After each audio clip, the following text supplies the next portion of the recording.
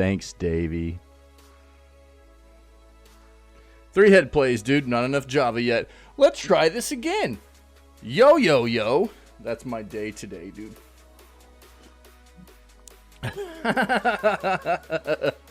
Bro, normally that's already taken care of. Weird. I thought I had already hit that. That's why I got you guys, man. Good morning, man. Let's do this again, dude. Yo, yo, yo. What's going on? Thank you, Davey. Thanks, my friend. Hope everybody's doing well. Hope your weekend's going good. We've got video gaming news for today, March 23rd. Sorry that the starting soon screen was up there for a second. I got delayed just a couple of minutes there by something this morning, so I apologize. But we're ready to rock, dude. Maybe my sleep brain is not totally ready to rock, but we're waking up, dude. We got the Java. We got people like Davey here to keep me in line, keep me straight, dude. So it'll be good. We got day 2 of Dragon's Dogma 2. It's I think it's a mixed bag right now. It's we've talked a lot about it already. We talked a lot about it yesterday, even before I played the game, with a lot of what people were experiencing in the game. A lot of how bad it feels with Capcom putting microtransactions in a game like this. It feels like Capcom that we once knew and loved for so many iconic titles throughout their years. That Capcom, it definitely feels like is dead. With these kinds of things they're doing now, especially with what we're seeing in Dragon's Dogma 2. We've seen this coming, I think, for a while. They're turning into another one of those companies that unfortunately we've seen this happen to time and time again. It never feels good, though. And Dragon's Dogma 2, in my opinion, shouldn't have released yet, probably. It's not optimized very well. There are issues across all platforms. It's, people are not having a great experience with the game, even on recommended hardware. Above recommended hardware, people are not having a great experience with the game performance-wise. And that's not the way that should go at all. I am well beyond recommended hardware for the game, and I mean, I have to have my visual settings cranked all the way down to have something semi-stable. And while the gameplay is good, I think the content's very good so far. It's still not acceptable that games ever release in this state.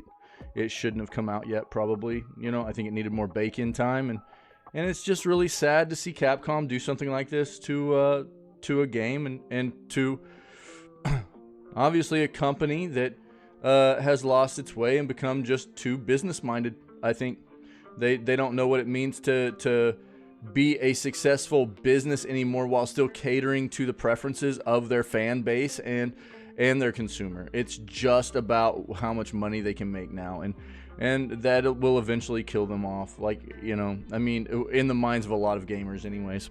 But I digress, man. Let's go ahead and do what we do. Let's dive into video gaming news this morning. I'm sure we'll have plenty of Dragon's Dogma 2 talk today, as we have no doubt come across articles this morning regarding the game. We will be playing it again today. I'm excited to play the game. The content's very good.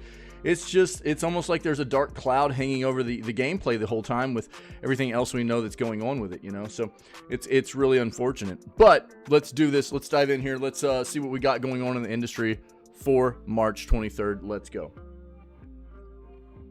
Davey, thanks again, buddy. Appreciate you keeping me on track, man.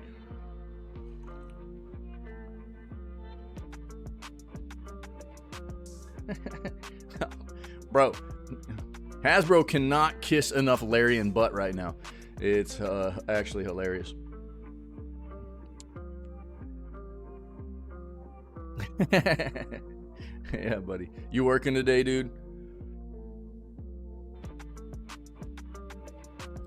Capcom addresses Dragon's Dogma 2 PC performance and microtransactions, I'm guessing is what this says. We've already talked a little bit about this. Yep, here we go. This is a great article to start the day with. Heck no, that's what I'm talking about, buddy. What are you playing today, dude?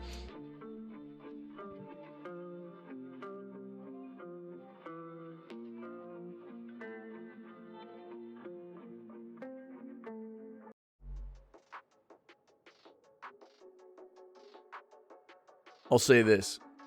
Unicorn Overlord was a great time while I played it until I couldn't play it anymore. Body Sword, need to relax. Oh, World of Final Fantasy, nice. Stick with it and complete it. Nice, dude. Good for you.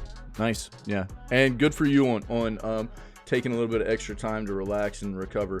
It's important, dude. The body needs it for sure, no doubt. Unicorn Overlord, I was having a great time with, but there's a specific mechanic in that game that really killed it for me, which is the fact that anytime you're on getting ready to engage with an enemy unit with one of your own units, the game tells you exactly how that battle is going to play out before it ever plays out. It tells you exactly how much damage your team will take, how much damage the other team will take. Why? What's the point in playing a battle, strategy management RPG and knowing exactly what the damage is going to be in every battle before it happens? What's the point in playing a game like that? I don't get it. Where's the fun in that at? It totally ruined the game for me. Personally, that's not something I want to see in a game like that. How absolutely asinine, in my opinion. It totally ruined it, and it feels so bad for me. As that's a game that I was really looking forward to this year. A spiritual successor to a game that I fell in love with back on Super Nintendo called Ogre Battle, and it felt like a modernized version of it until I came across that mechanic and was like, why are they doing this to me? Why are they telling me what the outcome of every battle is going to be before the battle plays out? Why would they do that? Felt really bad.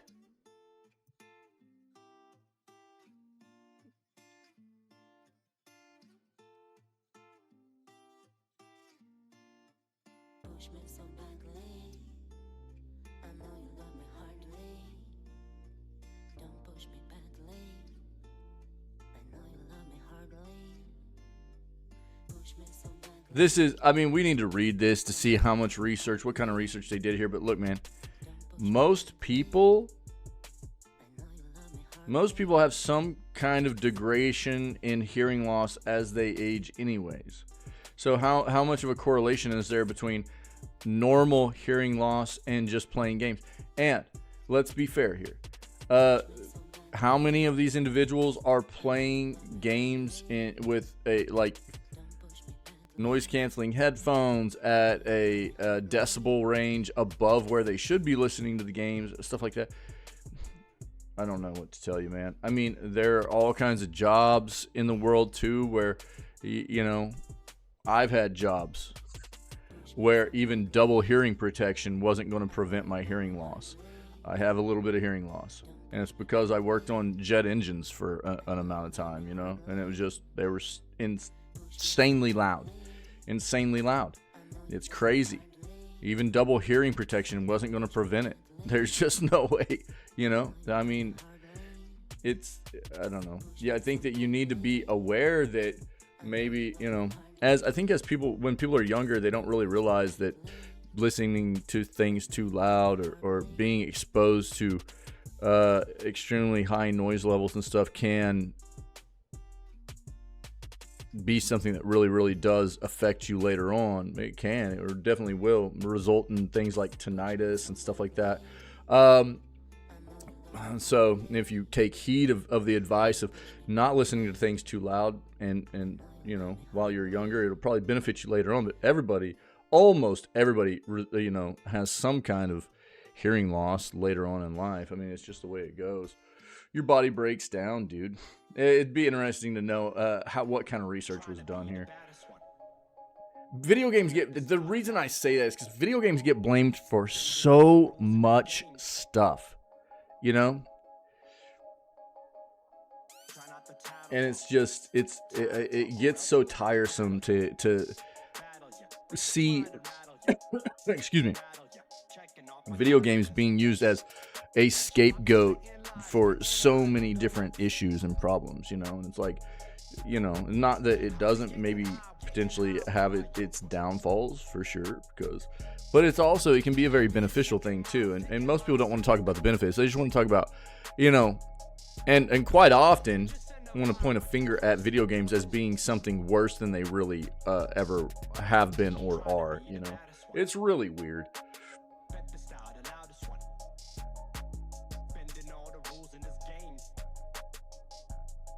But that could be legit research that does prove there's an amount of hearing loss that comes from playing games, but there's going to be variables that have to come into play there. What are we all playing this weekend? Well, there's probably going to be a lot of Helldivers 2, a lot of Dragon's Dogma 2, a lot of Princess Peach, and a lot of Ronin. That would be my guess.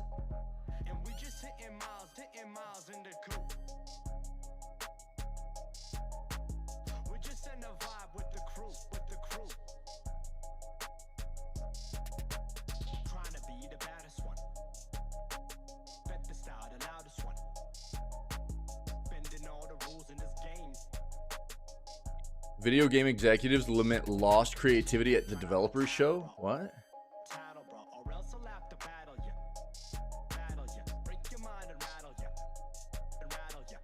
Interesting. Interesting.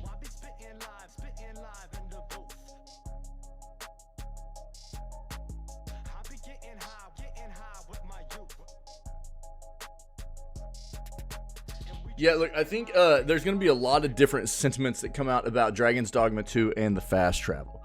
And, you know, let's take the microtransaction part out of it for a moment. You don't just have to, you know, it's not just a paywall thing. You can pay real world money, which is disgusting, dude, to fast travel anytime you want. But if you play this game without using microtransactions, so let's take the microtransactions out of it. And what they did, and what we knew about, you know, roughly a month before this game even released, was that they were trying to implement a mechanic in this game that would make people more apt to travel through the world without using fast travel as much, or very much at all, for that matter. And what the director was kind of hinting at was that they've created this big, beautiful world that needs to be explored, and they want people exploring the world. They don't want people fast traveling all the time, and I respect that. I respect that.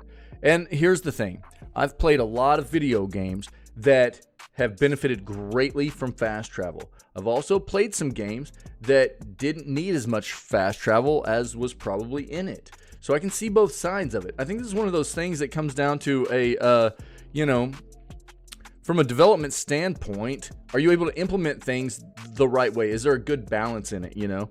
And I understand why maybe, you know, even outside of microtransactions, let's be fair, for just one brief moment here on this conversation, they also no doubt did this to entice people to spend money to fast travel. Okay, I'm not blind to that. But this is it's a pretty world. I think it's very well developed. There are all kinds of secrets to search out and things like that. And I think it does prompt people more to look around and search and just travel rather than fast travel all the time, you know? So we'll pull this up and talk about this a little bit.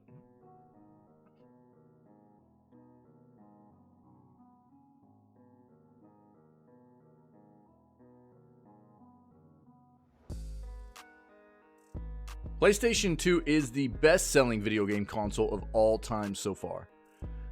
It will get eclipsed at some point. Probably. Now, here's the weird thing. As we've moved forward, there are more people in the world playing video games and just more people in the world in general. So there's the potential for, you know, as gaming has moved forward, for more consoles to sell. Here's the other thing, though. The difference being, console side of gaming is becoming less prevalent in comparison to something like PC and mobile gaming. So I would fully expect something to take down the PS2 as the all-time best-selling console at some point, but there is this weird thing that's happening now in the industry where for roughly the early 2000s through the early 2010s, it was all console really trumped PC, and that's changed a lot now. PC is roughly 100 like 50% more lucrative and profitable than the console industry is on the whole, which is kind of wild. So it was 2022. We haven't seen 2023 yet, but 2022, the PC gaming industry as a whole pulled in $45 billion, where console only pulled in 30. I say only billion. That's a lot of money, but in comparison, that's a huge chunk, right? So, if it keeps trending this way, more people keep converting over to PC gaming as opposed to console, maybe we don't see something overtake PS2 anytime soon. I don't know.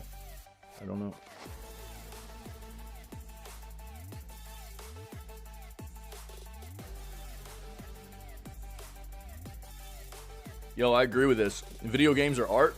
Absolutely. I talk about this all the time. It's not just like themselves as a finished product are a piece of art. And there's so many great art styles and mediums of art that come together to form great video games, whether it be writing, the music, sound effects, the graphic design, you name it. Coding is an art too, man. Don't ever think it's not. Coding is an art. If you've ever seen the difference between somebody that is a terrible coder and somebody that is a very efficient, amazing, beautiful coder, there's a huge difference. It's an art form, man. Oh my god, bro. Where's Soup at, dude? GTA 6 release date could be delayed to 2026. Oh no. There was always going to be this potential, right? Any game that gets a release date pushed out that far ahead, there's people have to always understand in this industry, there's the potential for it to slip and to slide back a little bit or whatever. I mean, let's gaming gods forbid we deal with things like Skull and Bones, where the game gets delayed. A game gets delayed 8 to 10 times. There he is. There's Soup. Or there are examples. There are examples out there. We don't need to list them all, but I think it's a bad trend in the industry of developers pushing release dates out too early, but obviously GTA 6 is a huge title where they needed to get something out there in a decent time frame ahead of its release to start generating even more hype. We knew that would happen, but there was always a chance this was going to slip too. Now, this isn't official either. True jinxed it. Crunch them harder.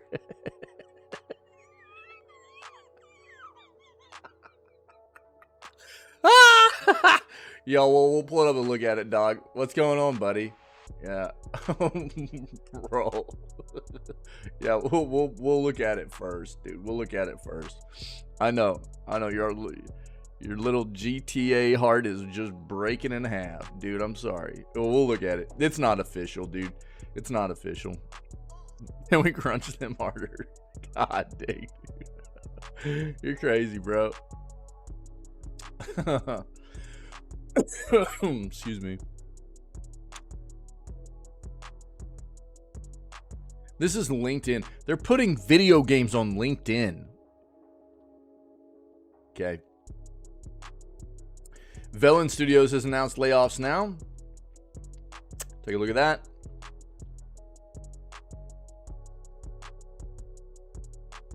New gameplay trailer for Awaken Astral Blade. We'll look at this. Uh-oh. PS Plus subscribers strongly divided over free 2024 game.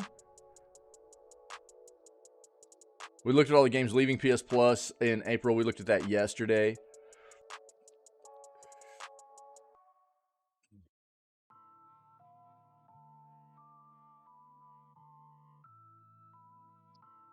Dude, I've been talking about how bad Xbox needs their own handheld for a while now. I really think it plays very well for their services. All of the, the platform they have, all the services they have, I think a handheld has been something they needed to do for quite some time now. And now it looks like they are prototyping a native Xbox handheld.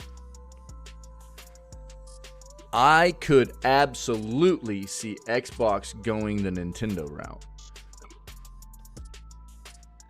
Not making a traditional console anymore. Making a dedicated handheld that plays that dual role as the Switch does. I could see them doing that. Like the Switch, the Steam Deck. I could see it happening. I've seen it for a while, actually. I've seen it as something that I think plays better for them than a traditional console does.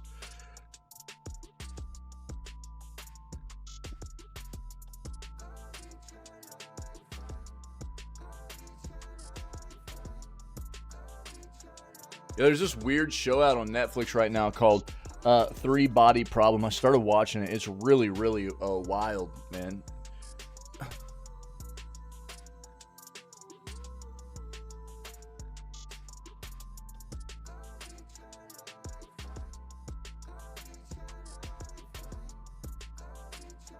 Excuse me. We got the yawns this morning. Yeah, we talked about this too. It's kind of wild. What's so weird about this? You didn't hear us talk about this yesterday. Larian is planning a game that will dwarf Baldur's Gate 3. What's really weird is not too long after Baldur's Gate 3 had full released, we read an article that was talking about how Larian was basically saying don't expect anything as big as Baldur's Gate 3 to come next. They were going to scale things down for the next project. Didn't want to be working on something as,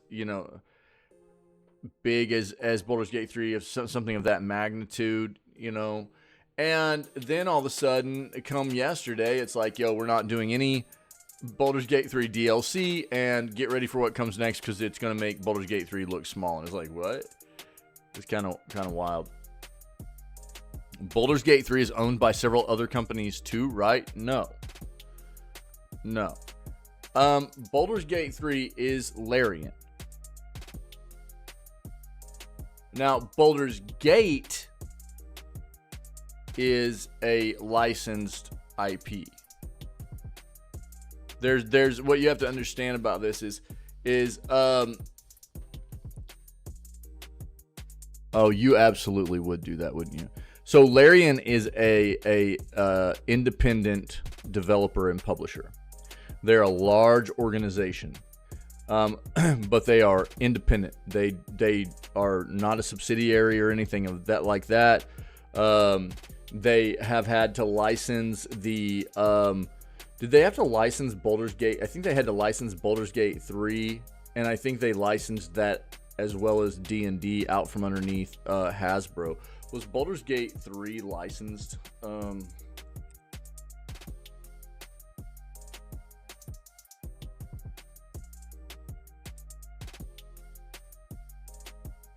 think that was Hasbro as well, maybe. Wizards of the Coast. Yeah.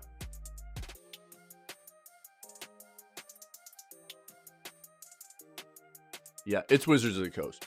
So, because Baldur's Gate 3 is a definitive Dungeons and Dragons title, it is out from underneath. So this is why it's licensed in conjunction with Dungeons and Dragons through Hasbro and Wizards of the Coast. So, Baldur's Gate 3 as a piece of software it's a weird situation. It's Larian's. But the title for the game, their ability to make that game had to be licensed out from underneath Hasbro and their subsidiary Wizards of the Coast, which means that basically Hasbro and Wizards of the Coast make a percentage of all profits. I think up to this point they've made roughly $90 million off of the Baldur's Gate 3 game, right? So Larian owns that game. It's their game, but it had to be licensed out because it's Dungeons and Dragons. Yeah.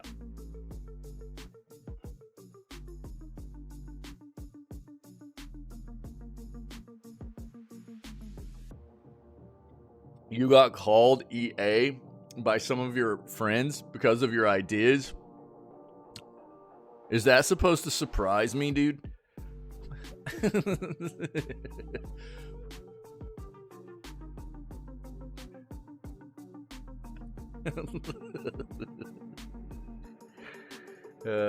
God. Yeah, the Dragon's Dogma 2 microtransactions show what the games industry at large thinks of us. Yep. This is going to be a nice article that basically, I think, elaborates on a lot of what I try and get across to people all the time about the way that these bigger industries treat us.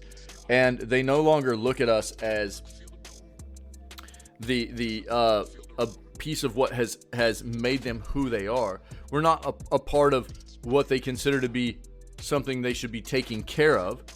And we don't get any consideration for, them still trying to make good quality products for us as their fan base. And truly what has gotten them to the point that they're at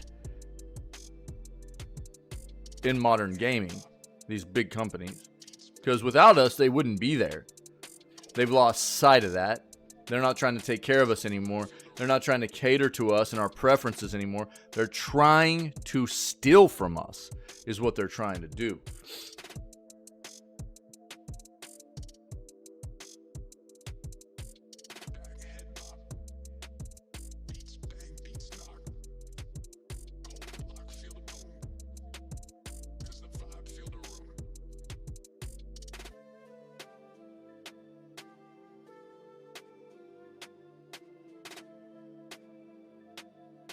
I knew we'd have a bunch more Dragon's Dogma 2 stuff this morning, man.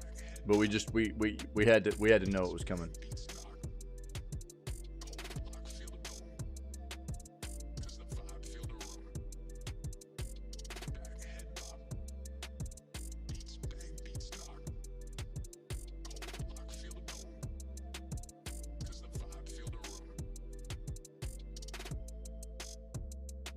Resident Evil 9 possibly going open world, it's claimed.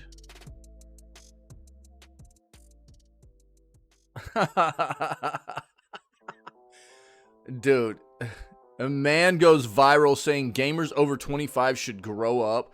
Gets absolutely slammed in the comments. Good. Yeah, this guy should get slammed into oblivion. You know?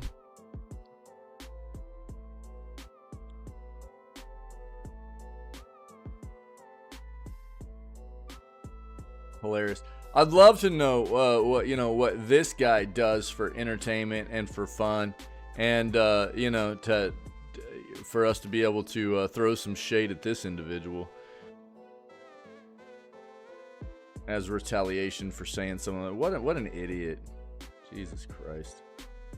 Here's the problem. This is part of the problem of people not, I mean, there's nothing wrong with video games. Quite often they're a beneficial thing for people, and why we've had this problem for a long time, right? People have some kind of agenda against video games for one reason or another. Why? Just because you're a sad ass, angry human being that can't stand that, people have something to,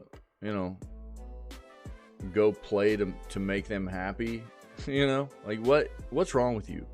Get wrecked, right? I mean, why don't you find something better to do with your time rather than throwing shade at people for letting them just live their best life, dude? Well, what a piece of trash, dude. He's a TikToker. Yeah, I know, I can see it. Yeah, I'm just saying, He should get a life. Agreed. Yeah, I know. That's what I'm saying, though. It's like, how's somebody like this going to be throwing shade like that whenever, you know? I'm positive they don't want people looking into their life, because it would be an atrocity for many of the things that they're into, no doubt about it. But they want to throw shade at people for playing video games over being 25 years old. Give me a break, dude.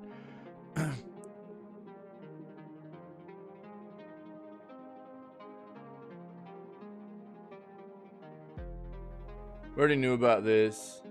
We've already seen this too.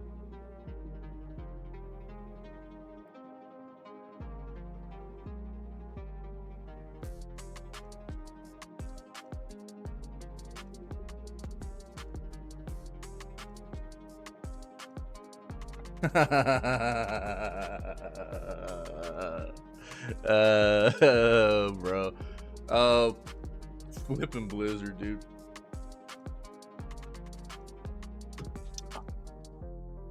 Yo, did you guys see the meme I put into the Discord last night before I fell asleep? Yo, check this out.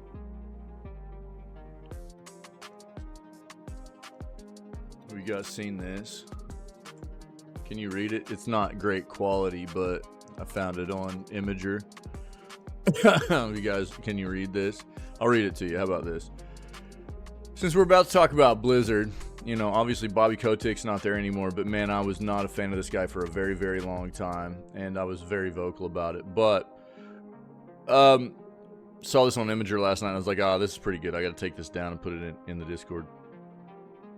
So the post says, Activision Blizzard pays their CEO, Bobby Kotick, whom is now their ex-CEO, over 60 times more than Nintendo's Shuntaro Furukawa, right? And you can see the pictures there with Bobby Kotick looking like he's trying to steal your soul with his eyes. 155 million compared to Nintendo's 2.51 million.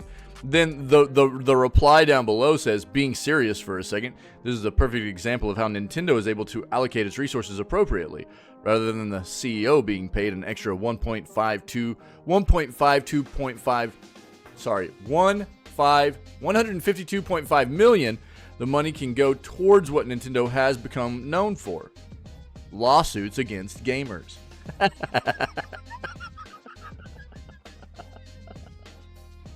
Bro, it's so true, though.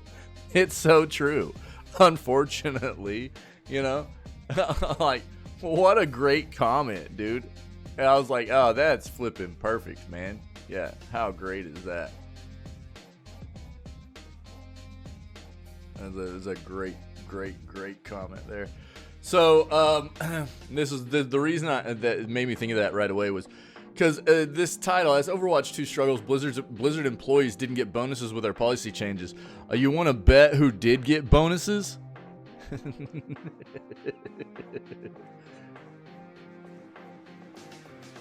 At Blizzard, most of their employees might not have, but I guarantee you there's an amount of them who did. You know?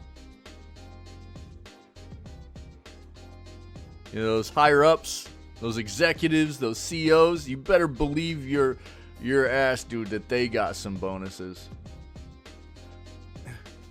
But I'll tell you what, not only did Blizzard employees not get bonuses, a bunch of them got fired. God dang, dude. We'll read this.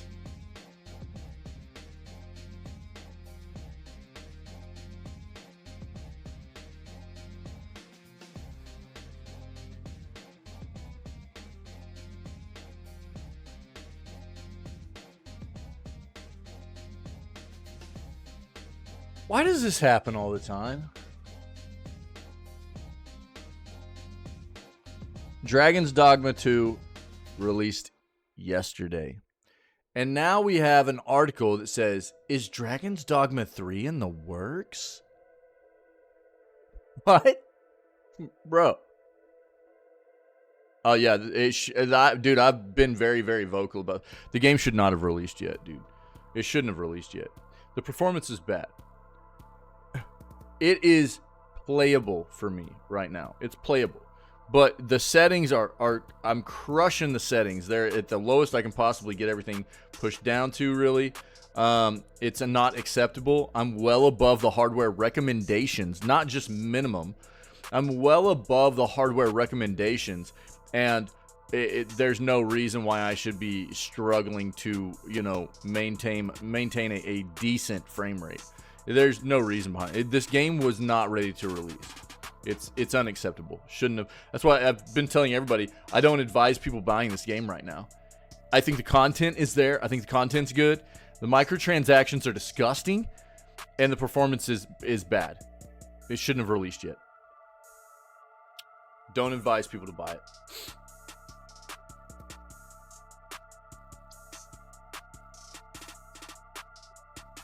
Agreed. Dragon's Dogma 2's DLC.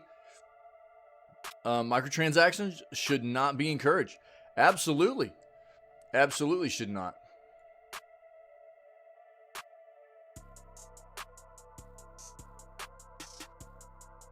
Yeah.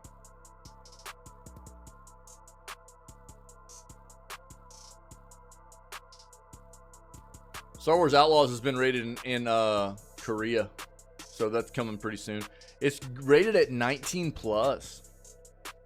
Over in-game betting.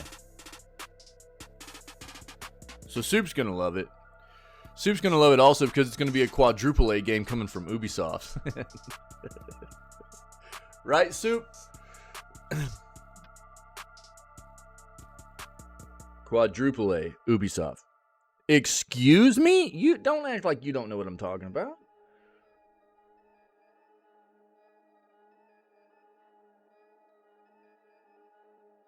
Star Wars Outlaws, man. Quadruple A. Ubi. This is going to be your jam. It's got gambling in it, too, dude. It's getting rated 19 plus for in-game betting. This is literally your jam right here, dude. Everything about it. Heck yeah. So here's what... I'm not going to pull this article up. This is what to take away. This is what to take away from this. The fact that it's been rated in Korea... South Korea right now means that this game isn't very far away, right? That's the big takeaway there.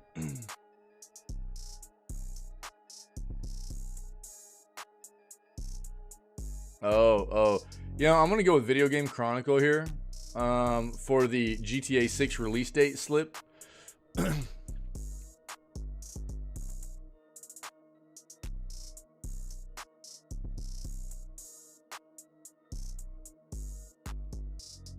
Yeah.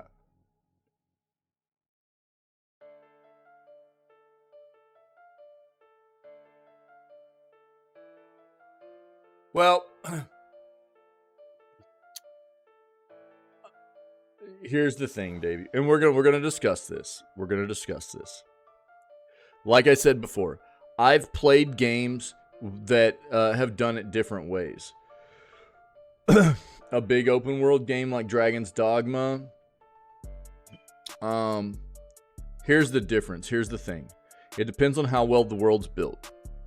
I think, in large part. And I talked about this a little bit previously. Everybody's welcome to their own opinion on this, but personally, this is how I feel about it. Take the microtransactions out of it for a moment, okay? Microtransactions on this are not acceptable. I think that one of the reasons they built it this way was to try and promote the buying of microtransactions for fast travel, which is disgusting. And I don't think any microtransactions need to be in this game at all. So let's just be very clear about that to begin with. There are a lot of open world games nowadays, and I talk a lot about open world games needing to be developed the right way. Yeah. So I've played a lot of open world games that were fairly bleak and not very satisfying to go through the open world.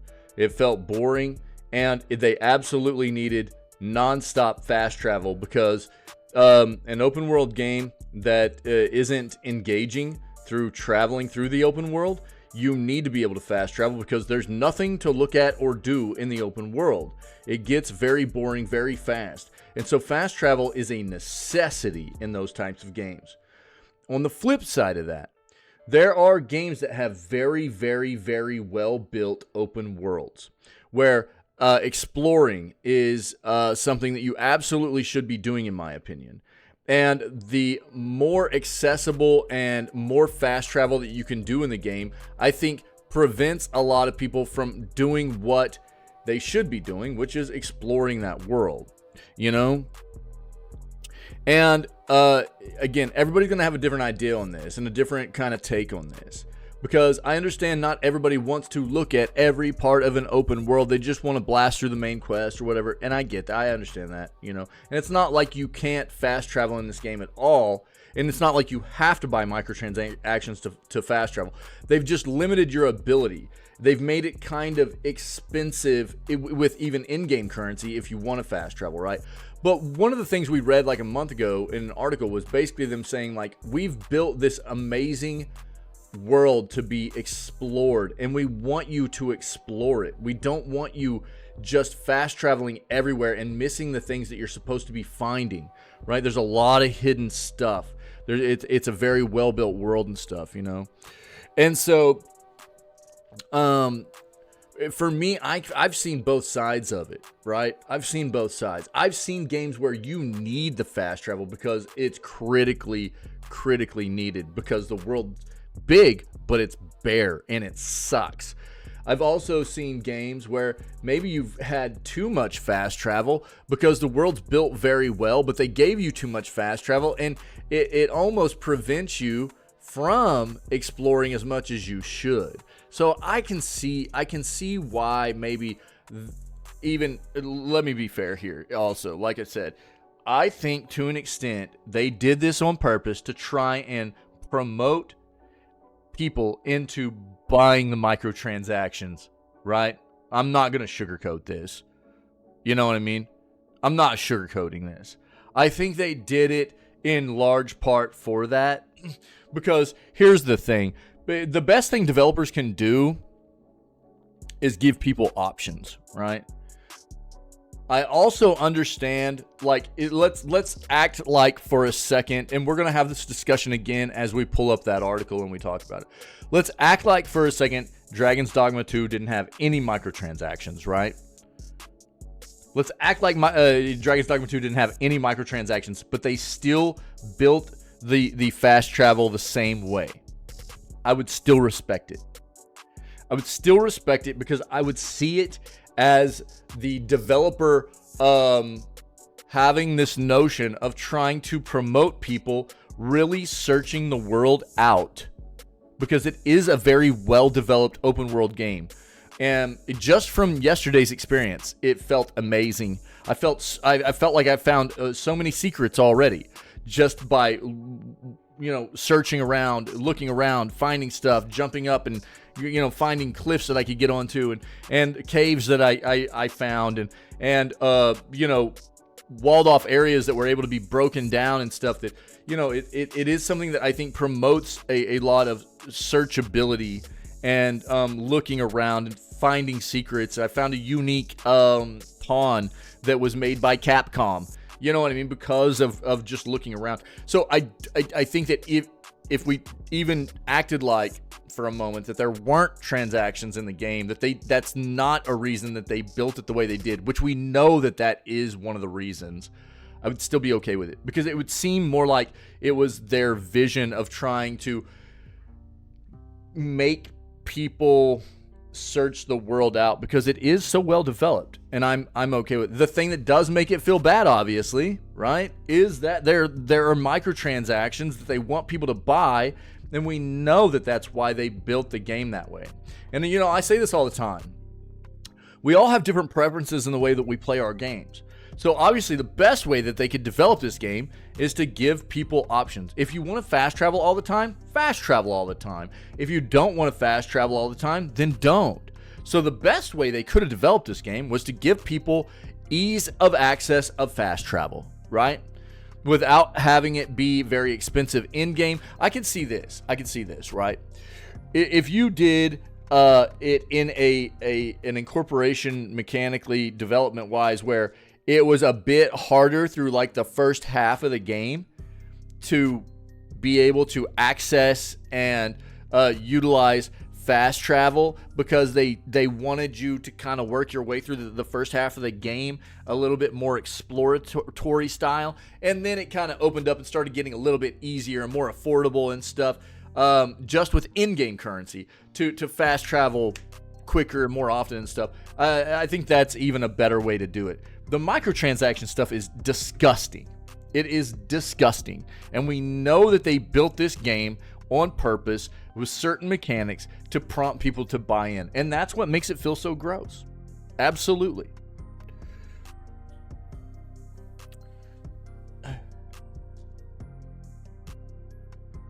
People that told me it's optional, it's just micros. Yeah, no, so this is the thing that those people are failing to recognize too, though, right? So it's not just like they're optional microtransactions. They are, but the difference being it's not the same thing as playing like Fortnite or any other game where it's just like cosmetics. They're optional and they don't benefit you in any way other than visually, right? They built this game dedicated to mechanics that push you towards buying those microtransactions. They developed the game in a way that is pushing people towards buying the optional microtransactions as opposed to what this game has ever been in the past. That's the difference, right? So it's not like it's the same optional kinds of microtransactions that we've had in so many other games, right? It's a different situation that those people are not understanding or they don't want to see because they're either Capcom blind or they're Dragon's Dogma blind or they're just ignorant assholes that don't want to actually be educated on what's happening right here in this. This is a big deal right now for the gaming industry, by the way. This is a huge deal. This is not acceptable at all. And the people that allow this to happen are the ones that allow us to get steamrolled by these big juggernaut corporations in the industry all the time.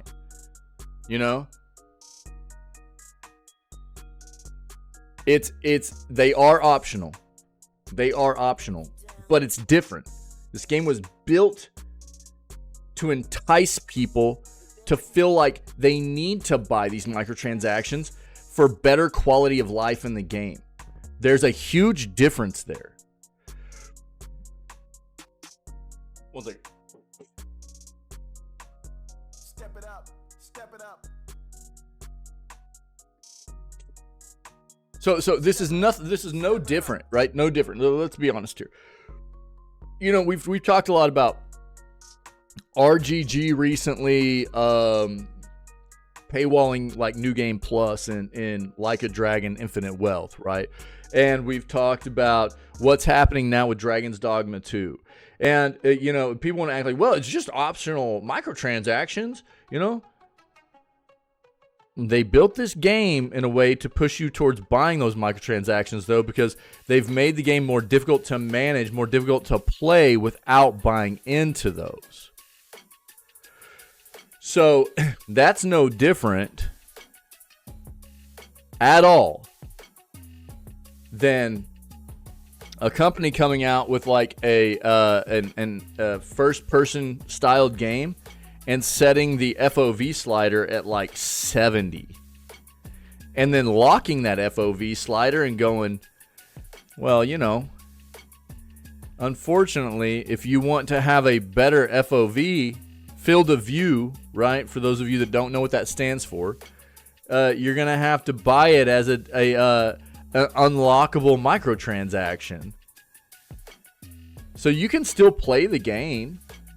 You can still play the game at a 70 field of view.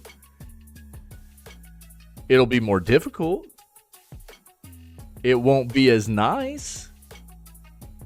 But they built it that way to make you feel like, for a better experience, you should unlock the field of view slider so that you can have a better experience, more quality of life in the game, right? It's no different, dude. It's no different than what Capcom's doing right now. It really isn't. This is literally basically the same thing. And you'll still have those people that go, well, it's optional. It's an optional microtransaction, you know? Those people can get wrecked. They're idiots. Every single day, those people are idiots. There's a huge difference between microtransactions that are optional that don't literally do anything for the gameplay or anything. And then there's a difference between optional microtransactions that are centered around the way the game is built to make you feel like you need to buy into them for the quality of life of the game, which is what Dragon's Dogma 2 and Capcom has done here. It's hugely different.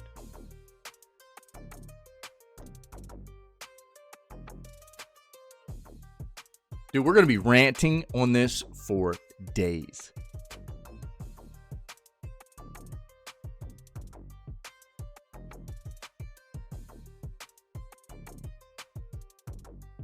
Yeah, if you haven't seen, Dragon's Dogma 2's reviews haven't gotten much better, by the way.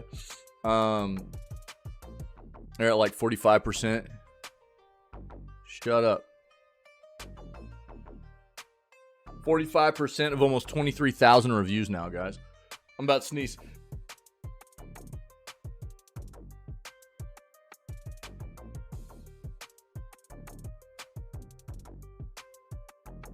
Excuse me.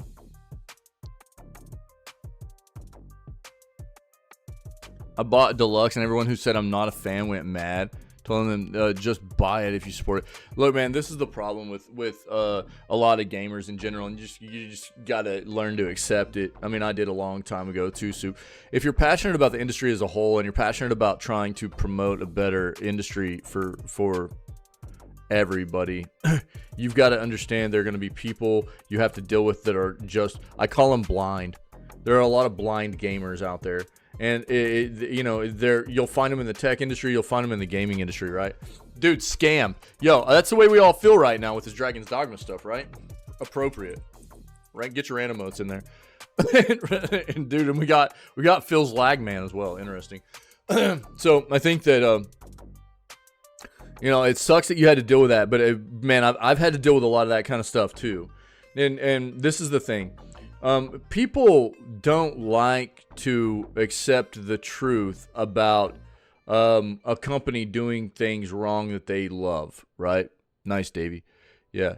I mean, it's just one of those things. You get people that are, for some reason, they feel so attached to certain companies or certain, characters or universes or whatever. They feel so affiliated with it for some reason, And don't get me wrong, man, there's a lot of universes and everything that I love too, and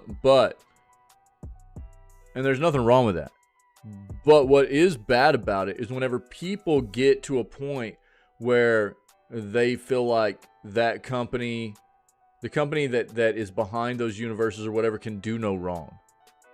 Yeah. When you'll see people, like I said, what I refer to it as being blind.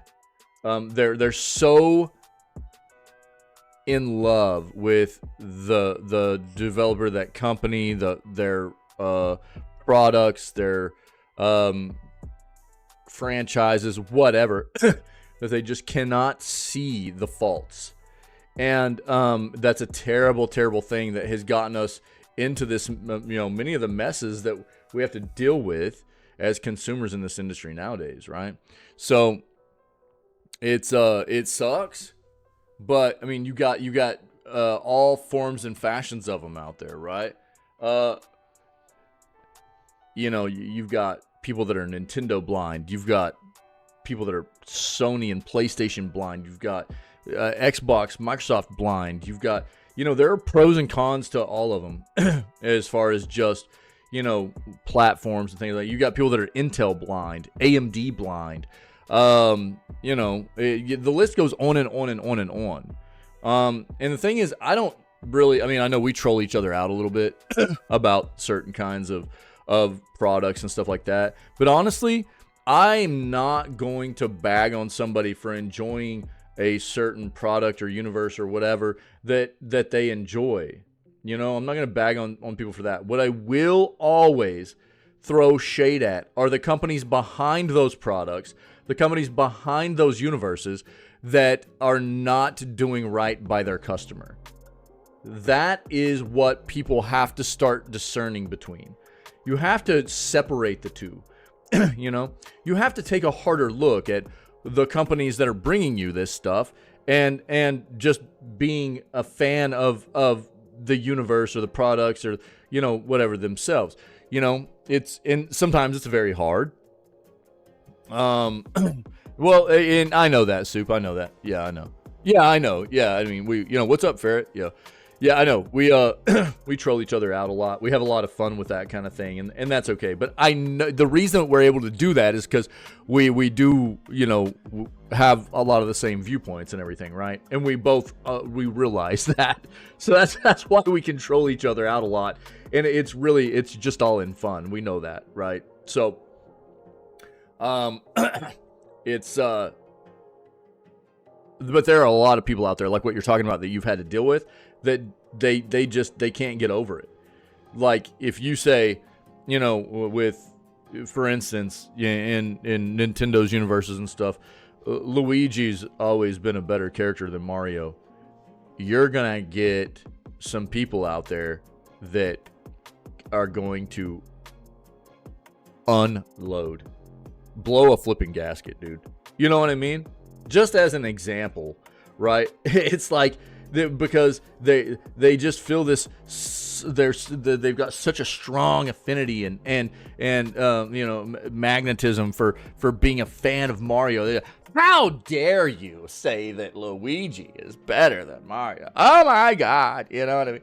And that's just a small example of you know, the way some of these people. And you could even provide facts of why maybe Luigi tends to be a better character or something, but they're not going to hear it. They're not going to hear it. It doesn't matter if it's legitimate, great factual information to debate. You know what I mean?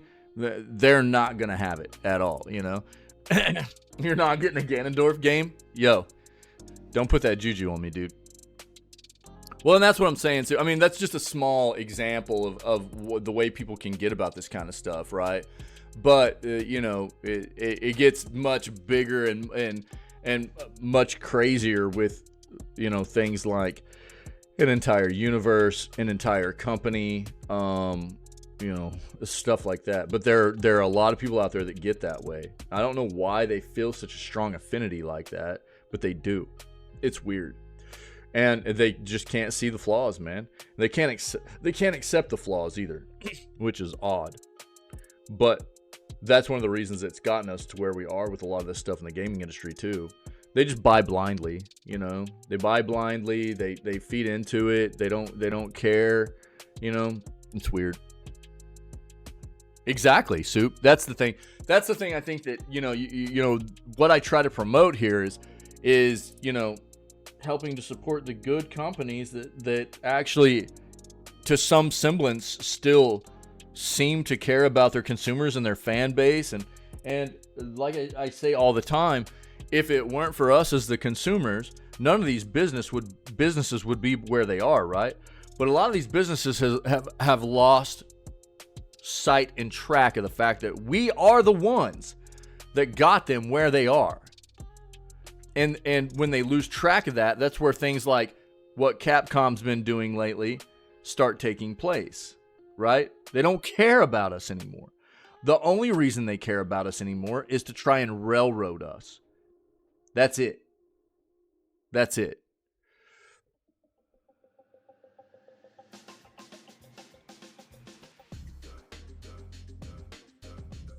Yeah. Yeah, fair. Yep. It sucks, dude. It sucks.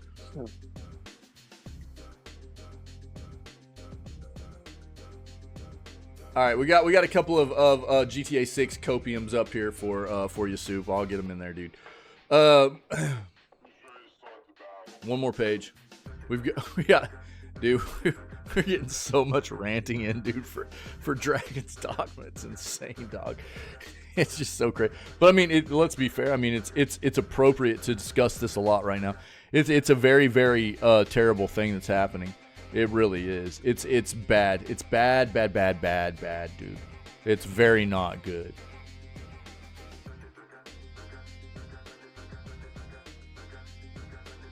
The precedent that this sets moving forward, not just for Capcom, but for other companies to feel comfortable doing this kind of thing, is terrible for our future, dude.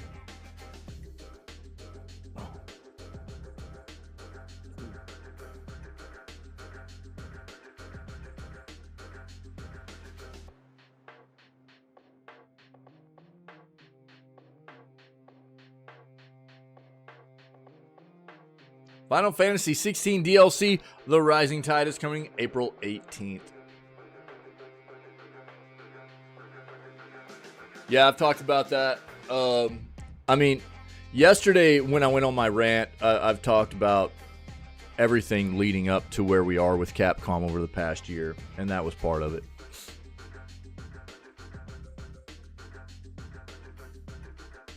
That's not all there is.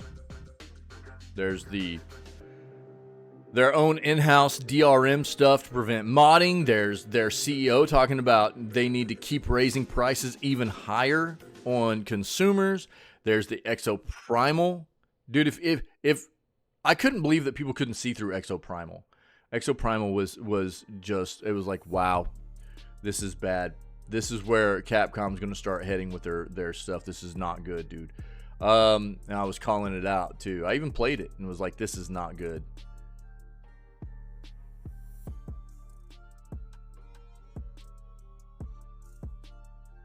Talked about that. Yep.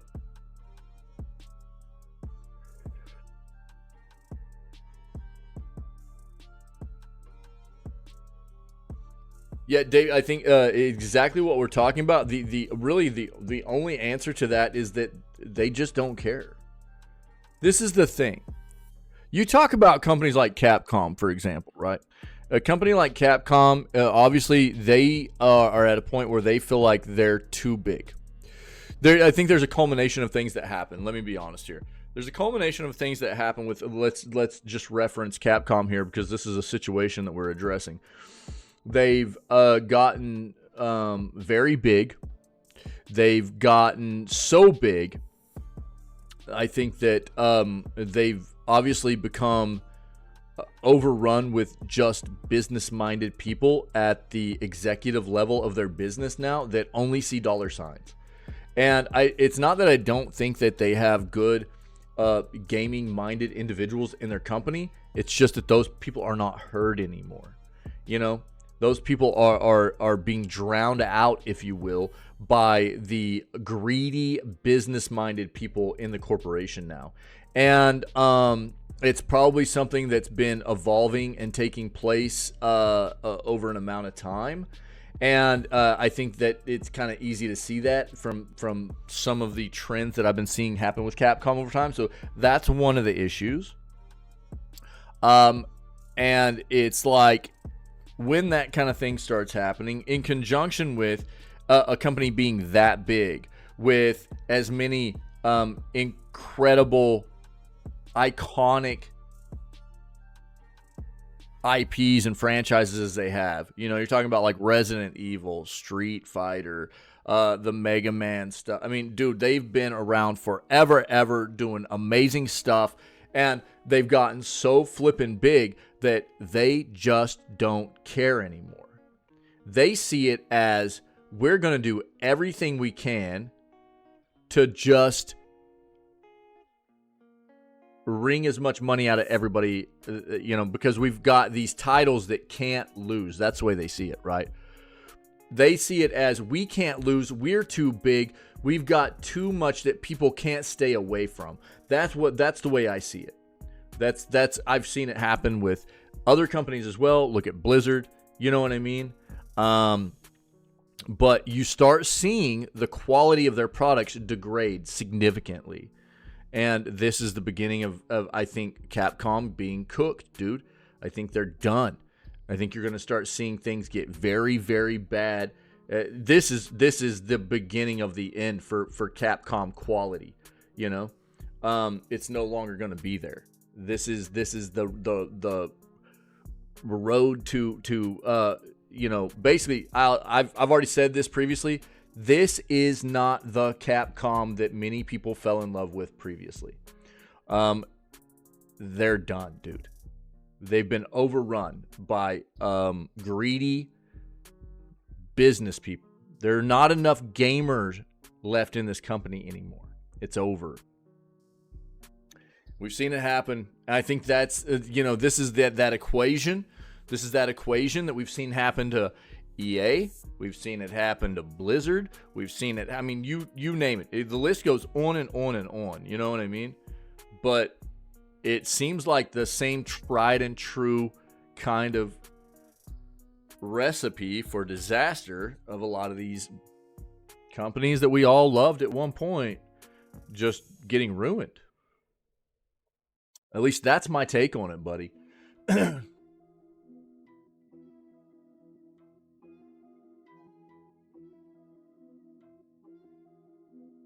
Yeah, well, and that's what I said yesterday too. It's not even like the thing that is so terrible about this situation is they didn't even need to do it with this game, right? They did it with this game. So the reason they didn't need to do it with this game is because so many people were already going to buy this. This was going to be a hugely lucrative game for them anyways. It's not like they needed to put microtransactions in here, right? There were going to be so many people buying this game. People have been waiting for Dragon's Dogma 2 forever. This is a hugely iconic game. Many people love it. And, there was no need in it, right? But that just goes to show you how cooked they are. They saw this as, for them, a prime opportunity to just steal as much money from people as they could. That shows you they don't care about their fan base or their consumer base anymore, because it's just about how much money they can suck out of everybody. It's bad. It absolutely did not need to be done with this game. It shouldn't be done with any game, don't get me wrong. But for a game like this that was going to be lucrative anyways, Jesus. It just makes it even more disgusting, Really bad, dude.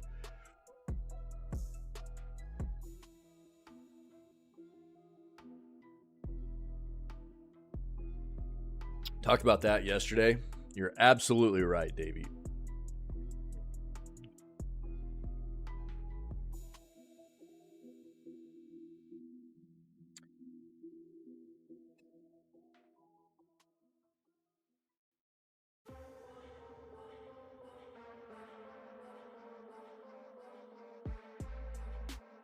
Is anybody else getting weirded out by the idea of all these games coming out with these attachments or pieces of equipment that are sentient talking to you? I've got to say, it's starting to weird me out a little bit.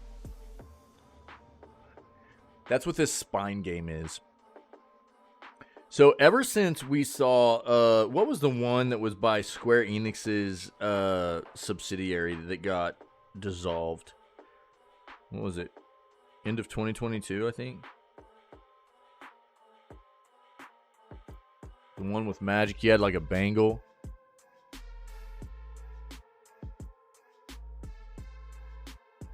Didn't know what was happening, Ferret.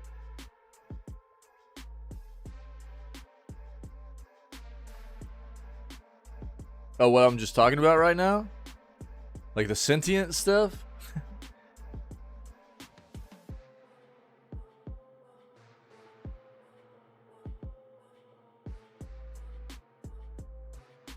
Yeah, so we'll talk about the GTA 6 stuff, but yeah, so the spine game, I haven't seen the trailer yet, but what was the name of that game, guys? The one with the bangle, and it was like not written super well. It was like magic. It had a bunch of magic in it, and basically like a month and a half after the game came out, the Sony shut down the studio. They put a bunch of money. It was like 300 to 400 million in the budget. Sony shut down Sony and PlayStation shut down the studio. They dissolved it. What was the name of that game, dude?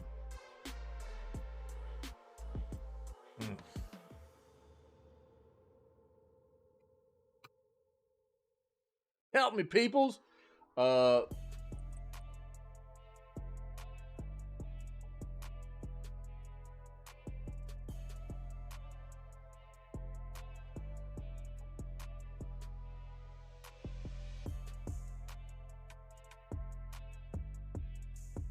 Forspoken, dude.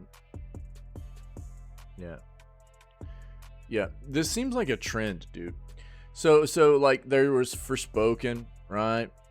Forspoken, and then there was the one that came out last year with the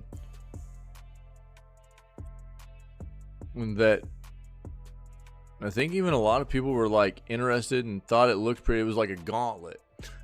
And then the gauntlet talk. Yeah. Forspoken, it's like Bengal was like sentient, dude. It like had dialogue and talked to your character the whole time and stuff. And apparently it wasn't very well written. I don't think it was terrible, but it wasn't great. And then what was the one that came out last year with the gauntlet?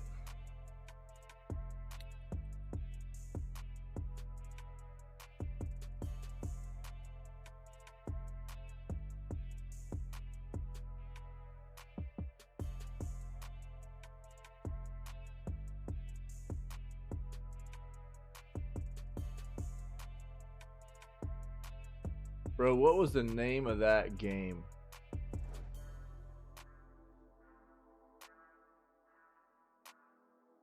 It's not coming up, dude.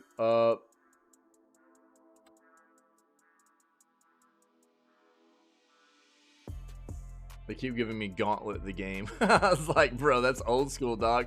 I remember the original Gauntlet game. Well, I guess what I'm trying to get at here is like, I keep seeing this kind of premise, this narrative being driven where it's like, oh, well, your character's, taking on some kind of entity or organization or whatever, and you've got this piece of equipment that's by your side, and it's you and this piece of equipment, and the piece of equipment is sentient. And it's like, I don't know, it seems kind of weird. I don't know. I think the thing is, Forspoken really, I didn't see anything in Forspoken that really got me hyped up, and then it came out and it was not real great for most people. And I think just that alone right there has stuck with me about maybe being a bit judgy about this type of narrative, like being pushed upon games where. But we'll take a look at this and we'll see what people think. I don't know. It's kind of odd. I think it's just because of the whole Forspoken thing getting stuck with me. But there was another game that came out that was very Forspoken like last year. If I recall, dude, you were saying that you thought it looked pretty good actually. Who made that? But it came out and it wasn't very good either. It was reviewed pretty poorly. You're making like weapons out of the sand and stuff. I think the gauntlet's like sentient. I think it was supposed to be kind of the same thing almost. It seemed very similar to Forspoken, man. It almost had like a Monster Hunter vibe to it. You were fighting like big enemies and stuff out in the desert, and you were like kind of like surfing through the desert and stuff. I can't remember the name of it, but it didn't do very well either, and I was like, well, it didn't look like it was going to be great. But looks can be deceiving too, so I'm always kind of open-minded about stuff. We'll take a look at Spine. We'll see. Let's dive in here, people. Let's go.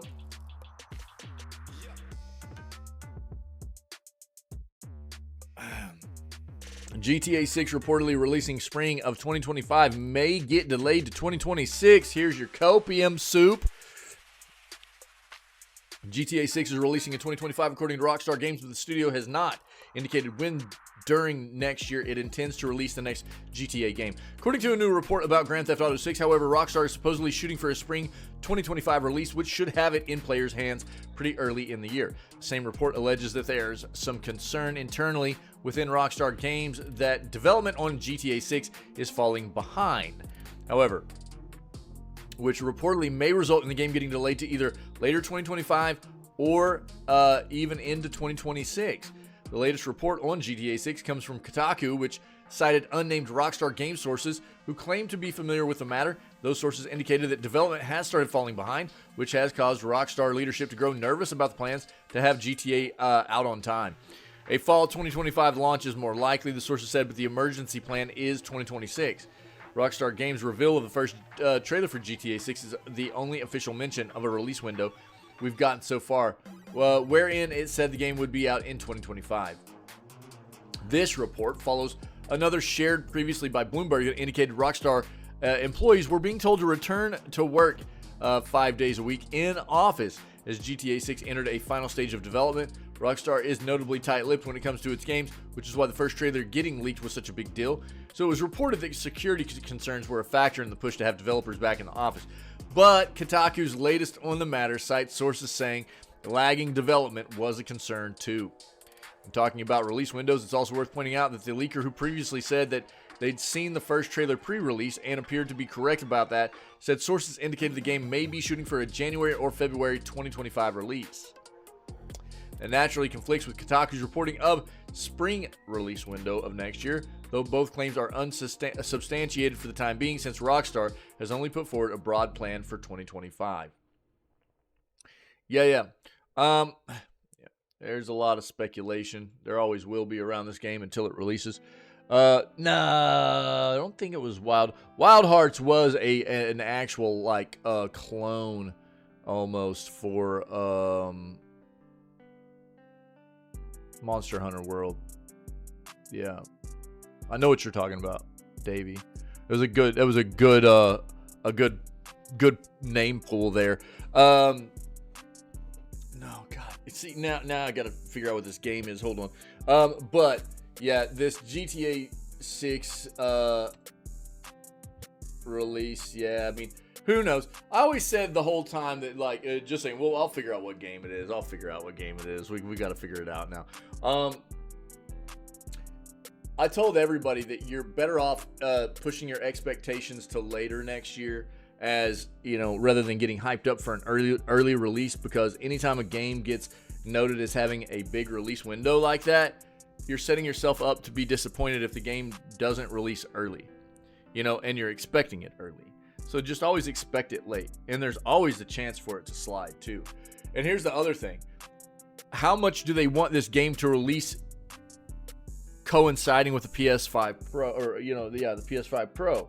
If that's the case, you definitely need to expect this coming out later in the year. So we'll see what happens here. Let me see if I can find this flipping game, dude.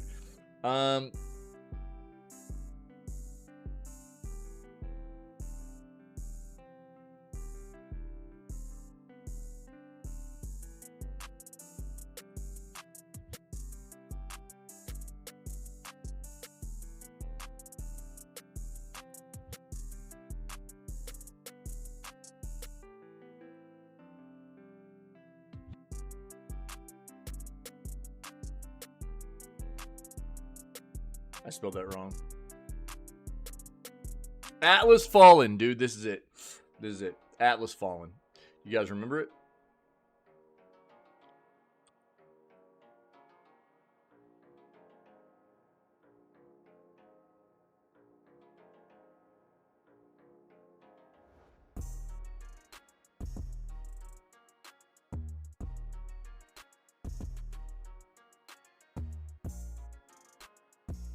This is the one I was talking about.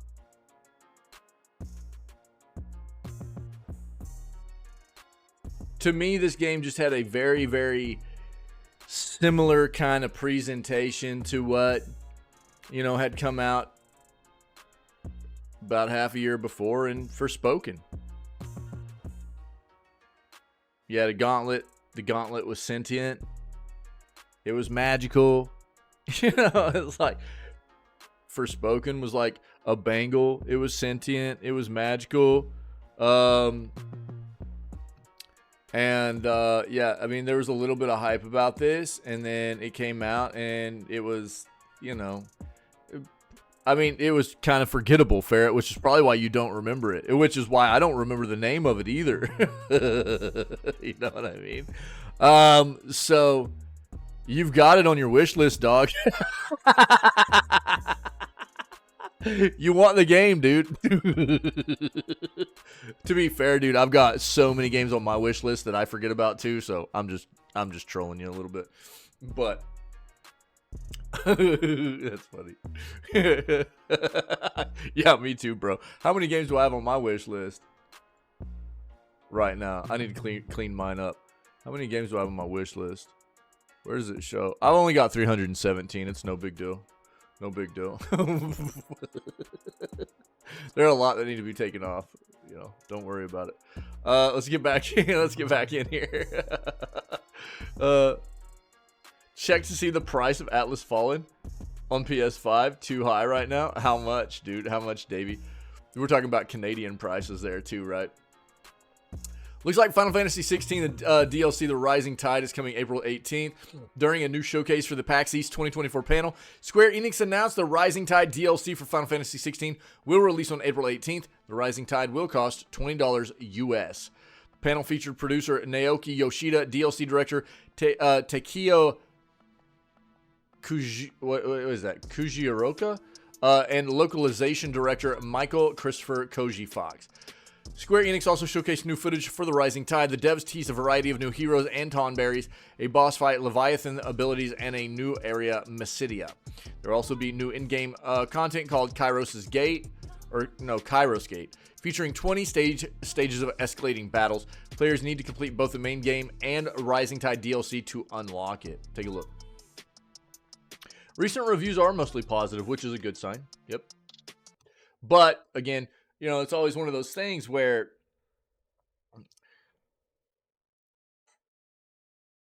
first impressions mean a lot in the gaming industry, right?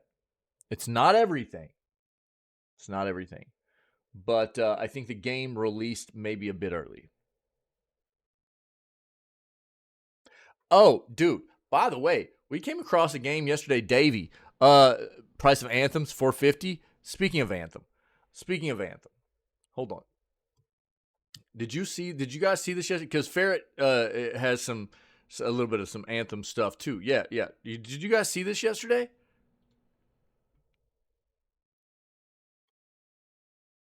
Did you guys watch this with me yesterday? EV2 Earth version 2. Did you guys see this? I think it looks a bit clunky, but bear with me. Watch this real quick. Watch this. Actually, we'll watch this in just a moment. Let's finish this Final Fantasy 16 trailer up. Then I'll show you this, okay? So give me a second and I'll show you this. Brother, what? Is this an hour and 17? Jesus. Never mind, we're not watching. That's an hour and 17 minutes, guys. We're not watching this. Square Enix first announced the Rising Tide DLC last December at the Game Awards 2023. It follows up on the echoes of the Fallen DLC, which launched to mixed reviews. Some fans praised the creativity and difficulty of the boss fights, both DLCs and fresh chapters that continue the story from the main game. Square elaborated on the Rising Tide story coming to Final Fantasy 16. The devs revealed that the dominant of Leviathan needs to be rescued. This sends Clive and other heroes to the hidden land of Mysidia. Story also adds new allies like Shula, who does join Clive during battle. Square Enix teased that the final Icon versus Icon battle will be especially challenging. The panel suggested the players brush up on their Ifrit abilities. Square also confirmed a free update is coming to the base game with quality of life improvements and 40 new orchestrion roles. Last week, producer Yoshida informed fans that a PC version of FF16 is in the final stages of optimization. And a demo is on the way. Cool. So April 18th for the Rising Tide DLC for Final Fantasy 16 if you are interested. Now, take a look at this. We saw this yesterday. Take a look. Among the ruins of a shattered Earth, Turn off my music. Humanity I already had it rallies off. against an overwhelming invader, waging a war for survival. Using powerful suits, Are we getting a humanity new suddenly Anthem-esque stands game, a chance dude? against a mighty foe. It looks a bit rough right now to me right now. Battle It's a bit to rough win. right now to me right now. Is that what I just said? Earn great rewards and save humanity. I need more coffee. But this is going to be a free-to-play game. Multiplayer.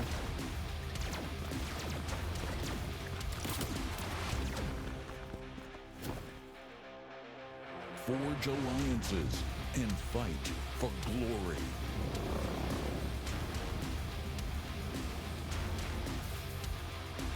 Join the fight now. I immediately thought of Anthem whenever I saw it, which is why I just brought it up. We found this yesterday, being developed and published by Funtico, massively multiplayer. Planned release date right now is not stated, but they've got a website. You can get free rewards there, and you can look at their system requirements, and I'll just share it with you guys to take a look, maybe wishlist it if you're interested, okay? But I immediately, when I saw it, was like, it's got some Anthemness to it, you know? Did you really? Yo, that's funny, dude.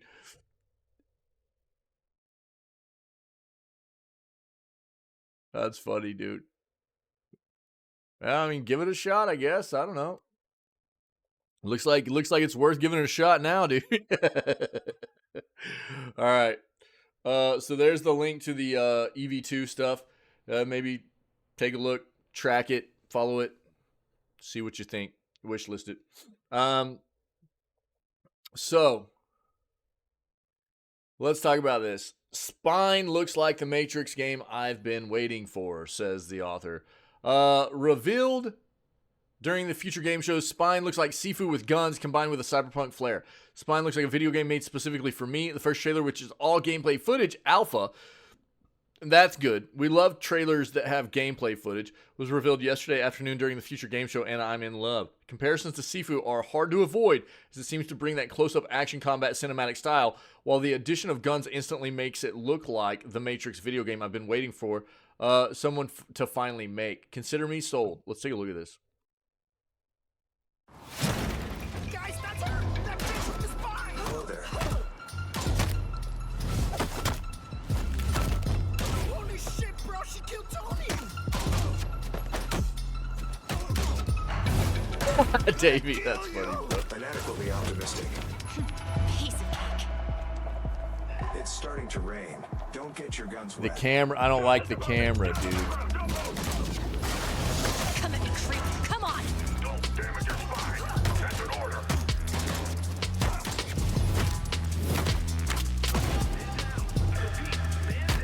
Amateurs.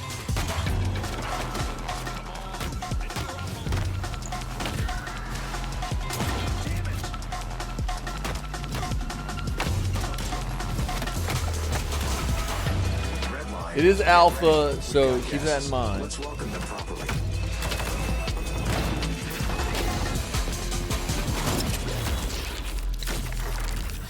This is Gun Fu. Interesting. Okay. Spine introduces a unique fusion of cinematic gunplay and close combat beat 'em up, emphasized by elaborate camera work and providing players with dynamic and immersive gun fu gameplay. Collaborating with action movie specialists and paying homage to iconic action movies, Neki promises a truly cinematic adventure where every moment feels like a scene from an epic blockbuster. Explore an immersive cyberpunk world as Redline and Spine challenge Tensor's autocratic regime. Discover a story of rebellion, trust, and survival while exploring the risks and benefits of AI. Cutting-edge tech and graphics powered by Unreal Engine 5 and Neki's proprietary animation engine, Cascadeur. Spine boasts fluid, lifelike combat animations. It looked clunky, but it was alpha, within a detailed cyberpunk environment, pushing the boundaries of gaming graphics. Yeah, it's supposed to be hitting PCs and consoles late next year, so we'll keep track. We'll keep track. All right, let's get our music popping again. Let's go. All right, man. Real quick here. Oh, I mean, we've talked recently about the Overwatch 2 stuff, and Pinky gave us an article the other day. Seems like there's always some kind of bad news coming out of Overwatch 2 and Blizzard. You know, it's wild, but here's some more. And as Overwatch 2 struggles, Blizzard employees didn't get bonuses with policy changes. I'm willing to bet there are some Blizzard employees that did. But probably just higher ups, just executives, you know, probably. The problems surrounding Blizzard and Overwatch 2 appear to be growing, according to a new report from Bloomberg's Jason Schreier. In his latest edition of the Game One newsletter, Schreier says that the struggles of Overwatch 2 led to developers receiving no profit-sharing bonus that had become commonplace within the company. The lack of a bonus comes as Blizzard makes major changes to various policies within the company. Quote, failing to get any profit-sharing bonuses are rare at Blizzard and is the result of a major policy change that was enacted in 2023, Schreier said. Previously, employees would receive bonuses based on the overall performance of the company. Last summer, the payouts became tied to the performance of each specific franchise. According to the report, developers on the teams for Diablo and World of Warcraft received their bonuses. However, those who work on Overwatch didn't. This becomes the culmination of a long-time fight within the company over how the bonuses for developers should work. Leadership at Blizzard, including former presidents Mike Morhaime and J. Allen Brack, fought for bonuses to be shared company-wide because they believe of that. Otherwise, everyone would want to work on the most successful games rather than experiment with new ideas, the report reads. Activision's leadership, driven by former Chief Executive Officer Bobby Kotick, argued that those behind the most lucrative products should be rewarded the most. Yeah, I don't agree with Bobby. As mentioned, the change in policy happened last year before incoming CEO Johanna Faries took over. Faries has since said she will look at the various company policies that are currently in place. Overwatch 2 launched in 2022 with mixed reviews due to various concerns from players ranging from the removal of gameplay features to promises of content not being delivered. The game's biggest selling point was the game's biggest selling point when revealed was a PvE hero that ultimately was canceled. Despite getting some PvE updates, Blizzard has decided to not complete any of the remaining PvE content that's been in development, instead focusing even more on the PvP gameplay that the first game was known for. Yeah, we just read about this. Pinky gave us the article that talked about the more cancellations of the PvE stuff the other day. Interesting.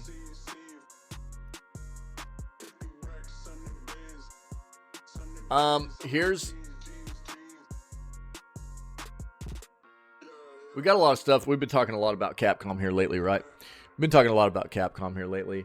And this is Capcom's game, Resident Evil, right? So, as we've seen with what Capcom has done now with Dragon's Dogma 2, what can you expect Capcom to do with something like Resident Evil 9 in an open world environment? It's a daunting look.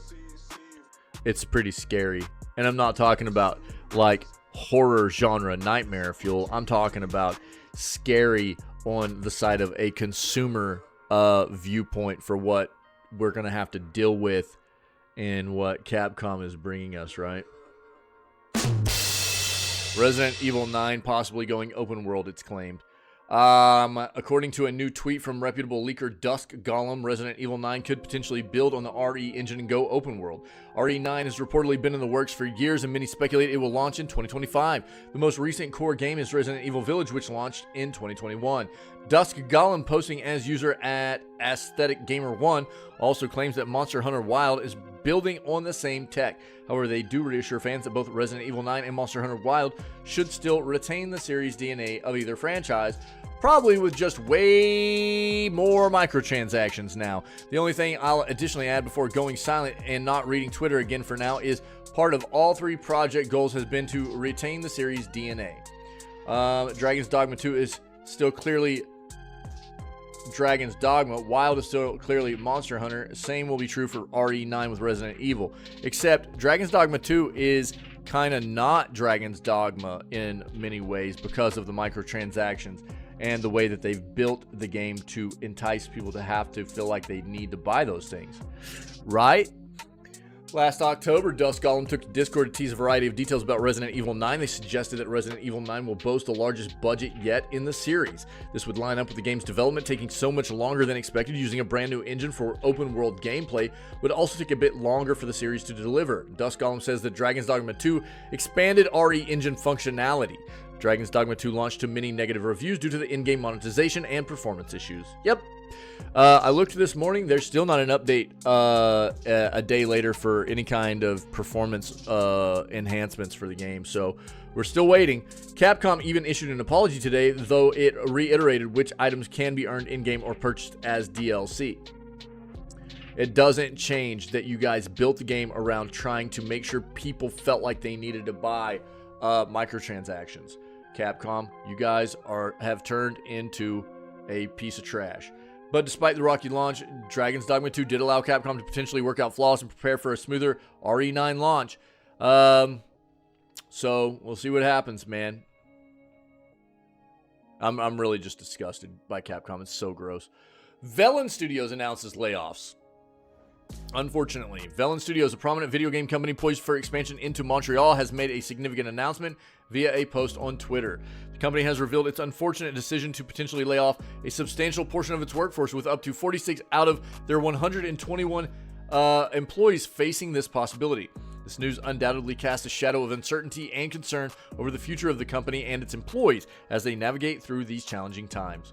The message conveys deep concern and regret over the difficult decision at hand, acknowledging the profound dissatisfaction felt by many. It also recognizes the significant loss of valuable and dedicated individuals who have contributed immensely to the team. Specifically, it highlights the notification given to the team members, informing them of the possibility of being affected by an impending layoff within a 60-day time frame, further emphasizing the gravity of the situation and the uncertainty it brings for those involved. The studio is quoted as saying, in the near term, we are doubling down on our current games, some of which are scheduled to release later this year, and securing new partnerships to minimize the impact. We hope to rescind as many notifications as possible. For those employees who may ultimately be affected, we will do our best to support them through this difficult process. Velen Studios is known for its proprietary engine and toolchain known as Viper, which powers Knockout City and Mario Kart Live Home Circuit. Game engine encompasses various standard features found in any game development toolkit, such as level editor, renderer, and scripting language. Additionally, it incorporates less apparent elements like network backend services and even a continuous integration system. These components are crucial for Viper to autonomously build and test itself, ensuring its stability and performance. Yeah, last February, they announced their discontinuation of services for Knockout City, rendering the game unplayable. Remember that.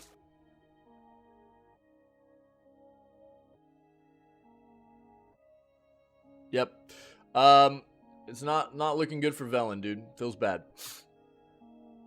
Let's take a look at this.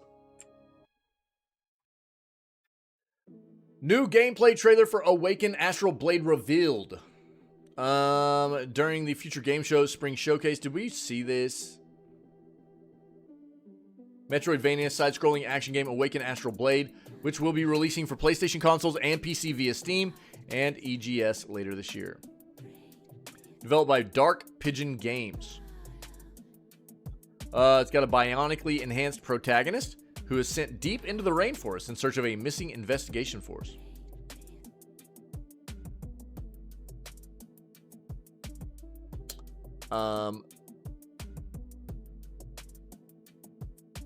We'll pull it up on Steam. There's a demo right now on Steam as well, so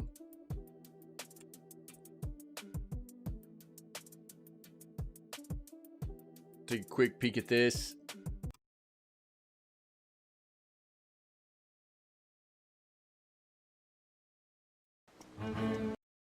It was supposed to be a routine mission. But something went terribly wrong. Roar!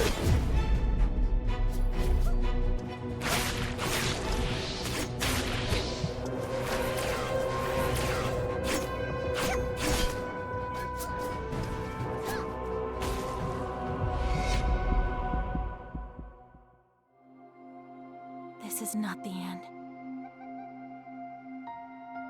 I will get to the truth.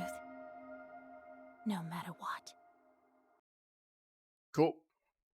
If you need to take a look, or want to take a look, there's the Steam page.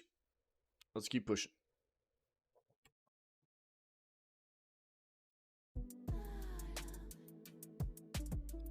PS Plus subscribers strongly divided over free 2024 game. What are we talking about here?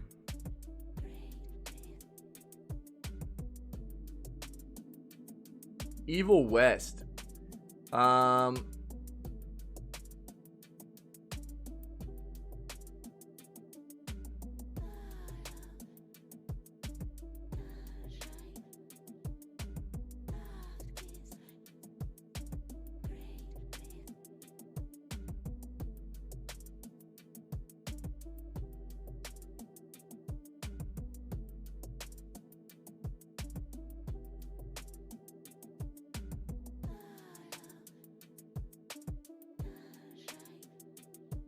So part of January's free PS Plus games lineup, alongside A Plague Tale Requiem and Nobody Saves the World, is Evil West. And apparently there's a lot of contrasting reviews.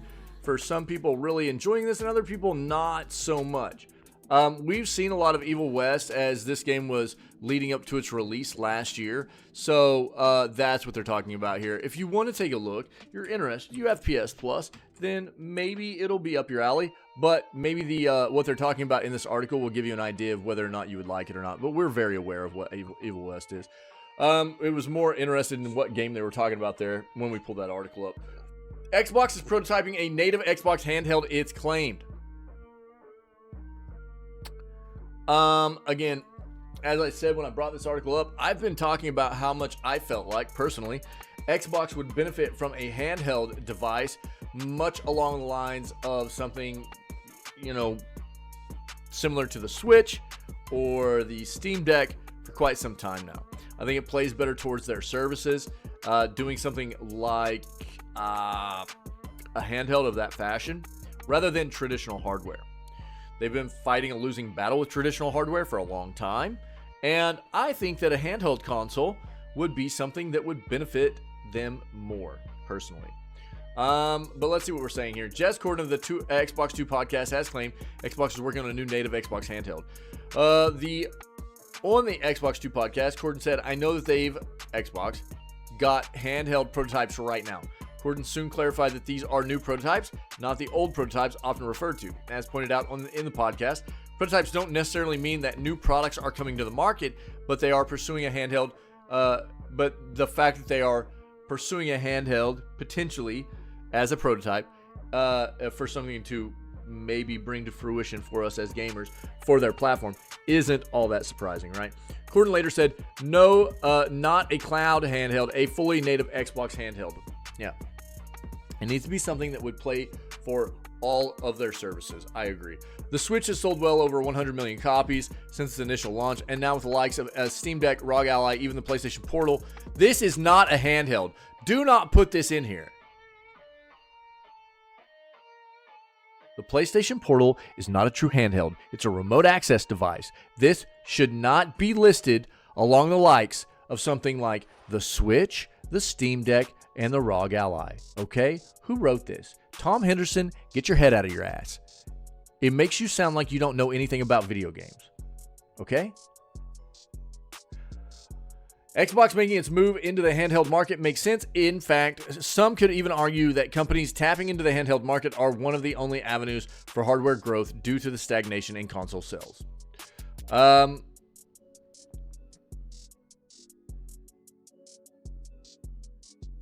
Unclear on when Xbox would announce a new Xbox handheld.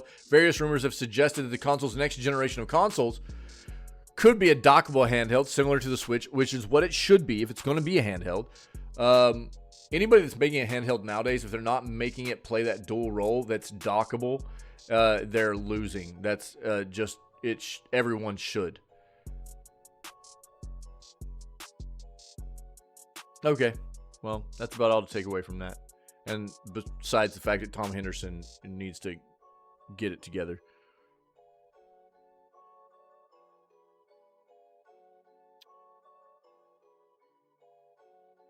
But you can't. You cannot list this. This is what he says. The Switch has sold 100 million copies since its initial launch, and now with the likes of the Steam Deck, the ROG Ally, and the Portal, it doesn't fit.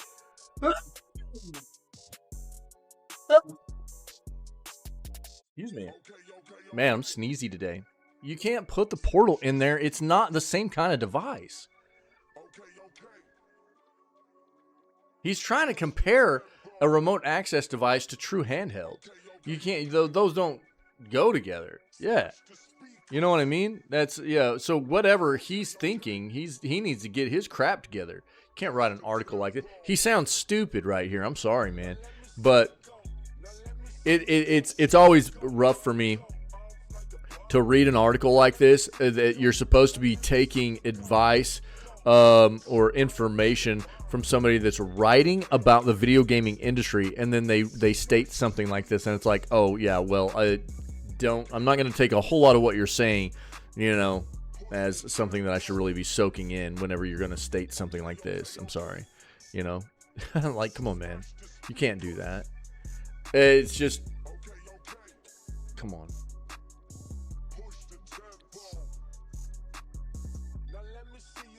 I know what you're saying, but it doesn't fit. I know what you're saying. At minimum has a strange definition of what is a handheld, and maybe that's what his play was he was just thinking something that fits in your hand. But most people don't look at it like that if you're a gaming individual. You know what I mean? And it just doesn't fit with the other devices. That's stupid. Why would you even list that? Well, especially when you've got like the Lenovo Legion Go, or you know what I mean? They're like in the MSI Claw. There are other devices that you could have plugged if you needed a third device to plug in here. There are legit other handheld devices that have come out that you could have plugged in here that are real handhelds that are of the same caliber of like these. I don't know. That's what I mean. It's just so weird. I don't get it. Let's see what this is about. Video game executives lament lost creativity at the developers show this year. I'll just make this big.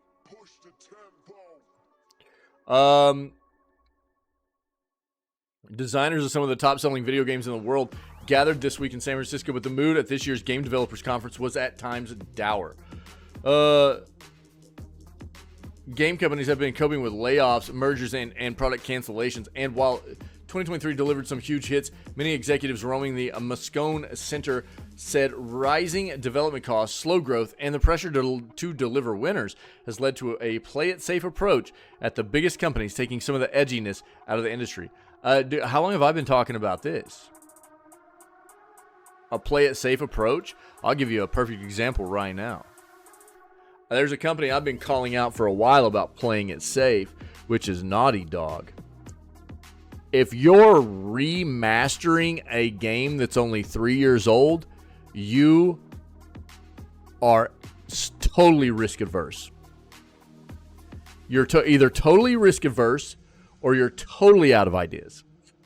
You're completely uncreative. You have nothing in your think tank that is worth pushing out, or you're just not willing to take risks. It's one of those two things. It's harder to take risks, said Martin Sabil, a vice president at Tencent Games, who previously spent 15 years with Electronic Arts. Type titles can cost up to $300 million to develop, same as a blockbuster movie, and just as the film industry loaded up on superhero pictures, video game makers are relying on well-known franchises as budget balloons, according to executives at some of the industry's top companies. Slow growth explains some of the caution. Market researcher Newzoo predicts that $184 billion industry will expand by less than 1% this year. More than 6,000 workers have lost their jobs recently as the major companies reduce spending. Under new owner Microsoft, Activision Blizzard canceled its Odyssey survival game, which had been in development for 6 years. Tencent's Riot Games unit, Sony Group, PlayStation Studios, Bandai, and Embracer are among the firms canceling dozens of unannounced hits. EA halted work on a new first-person shooter in the Star Wars universe, and which was going to be the Mandalorian game, and has laid off 670 workers. Players' increasingly high demands for graphics and gameplay, paired with the continued popularity of service titles that stick around for years, has raised the barrier for new entrants. The video game industry has not grown to accommodate budgets, says Sax Pearson, a vice president at Epic Games. You're going to get things that people perceive as being safe. Nobody wants to play safe. Nobody says this is a good, predictable game. At some point, he said, even well-known franchises might become cost-prohibitive. The studio behind the award-winning Spider-Man 2, Insomniac Games, let staffers go this year despite selling 10 million copies of a $70 game, which cost $300 million to develop. That was at the prompting of Sony, though. Sony told them to lay off. It wasn't an internal thing.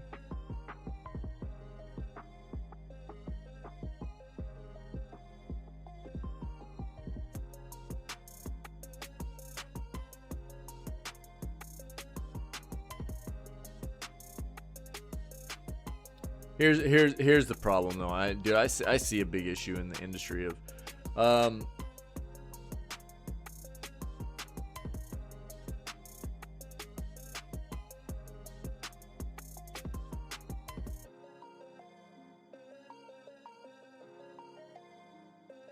the video game industry has not grown to accommodate budgets.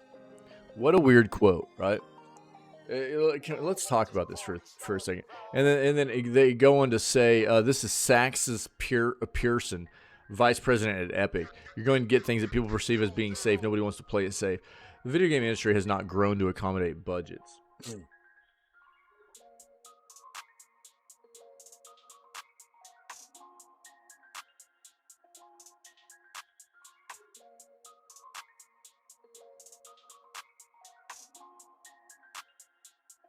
I think there's a problem, dude. I mean, you know, we've been talking a lot about Capcom, what they're doing right now. How much have we talked about WB lately as well? You know, Warner Brothers wanted to like scapegoat. I've got an article up. You guys can actually take a look at this if you didn't see this. You know, they wanted to like point a finger towards the volatile AAA console side of the industry as oh dude, did I not grab it? Hold on. As being the problem behind Suicide Squad not doing well. You know? We've got a lot of big corporations in this industry, and we've talked about this before too. How many of these companies just take a boatload of money and they just dump it on a bunch of rando developers, and they're like, let's just throw a team together, dump a bunch of money on them, and go make a game, you know? And I mean, so I'm sorry, dude, but usually that's not where you're going to get your best quality content from, you know? Are you sometimes going to come out with something decent out of that? Yeah. But, you know, it's not the same as having a team out of like Larian, where they've been working on the same kinds of stuff together for a very long time. They're independent. They you know, don't have to worry about an overlord, you know, telling them what to do all the time and what to work on and things like that. That's why we quite often get really good stuff out of Larian, just for example, you know. So I don't know, man. The industry has not grown to accommodate budgets. It's weird whenever you look at the budgets that are being thrown at a lot of these big AAA games. When you're talking about $300 to $400 million is like you know, normal for a AAA game nowadays, and half of that, 150 to 200 million of it, is going to the marketing.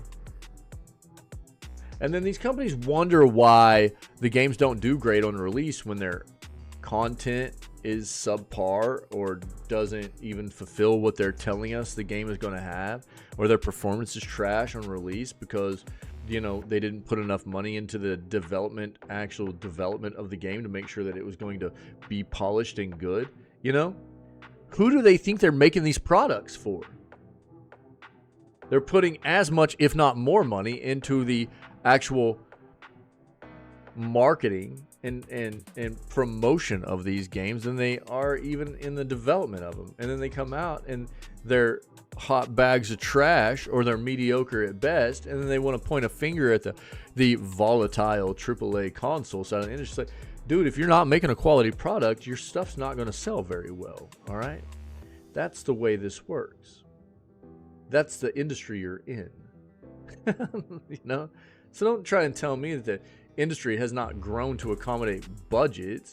You guys are throwing big hot piles of cash on stuff and saying make something great, but quite often anymore, half of that isn't even going towards the development of the game. You know, it's weird. You know, they want to try to act like, you know, the industry's crashing or something. And if it is crashing, the reason it's crashing is because of these big AAA companies have lost their way. Bad business decisions, bad project development. You know, there's still money in this industry. There's a lot of money in this industry. It feels like there's a lot of corporations that don't know how to make quality products anymore for the consumers. But then they want to scapegoat and point fingers at other things that are causing the issues. It's weird, man.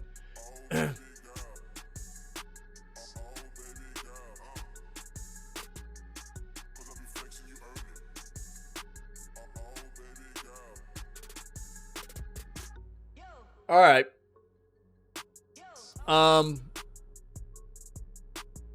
Here we go. Are we ready? Everybody ready for the rants? We ready for more ranting today? We've already talked a lot about Dragon's Dogma 2, even this morning before we got into these articles. You know, I talked a lot about it yesterday. It's something that needs to be talked about, though. Let's be fair here. There's a lot that Capcom has done with this title. Specifically, you know, let's just start with addressing the elephant in the room here. The microtransactions in a game like this are disgusting. It sets a precedent for us as consumers of video game and this entertainment, this segment of entertainment industry that is bad. It's not good, man. And in what these companies are going to be trying to get away with. We've seen a lot of different stuff here recently between like RGG with Infinite Wealth and trying to paywall, did paywall New Game Plus behind their more expensive versions of the game. You see stuff like this where a Dragon's Dogma 2 was developed in a way to make people feel like they need to buy in-game items with real-world money for, convenience of being able to get things done. How disgusting is that, you know? It's really, really gross. Coming from somebody who loved Dark Arisen, I mean, one of my favorite RPGs of all time. Spent 130 hours in that game whenever I played it, and just loved every flipping second of it. You know, so excited for this game, and you know, you can't not talk about the fact that the performance is subpar. This game needed more time to bake. It needed more polish. I'm well above. I mean, I'll put it in chat right now. I'm not running like a big rig necessarily. You know, I built this PC at the beginning of 2021, but I am well above the recommended, not minimum. I'm well above the recommended requirements hardware-wise for this game on PC. Yet, I have to crank all visual settings in this game down. I'm not even able to run this game really at my native resolution of 1440p. I'm running at fully high def, 1080p. I've got my frames cranked down. I mean, everything. All extra visual settings, turn blooming, stuff like that is just turned off. And I'm still fluxing frames. Works pretty well. Good. I'm glad, Pinky. I'm glad. You've also got you've got a big rig, dude. Pinky's PC is brand flipping spanking new. That baby's still shining, dog. You know, I'm glad it works well. I mean, it's been okay for me at low settings. You know what I mean? It's been playable. But it still doesn't take away from the fact that what they are showing you as your recommended, you know what I mean? Let's go here.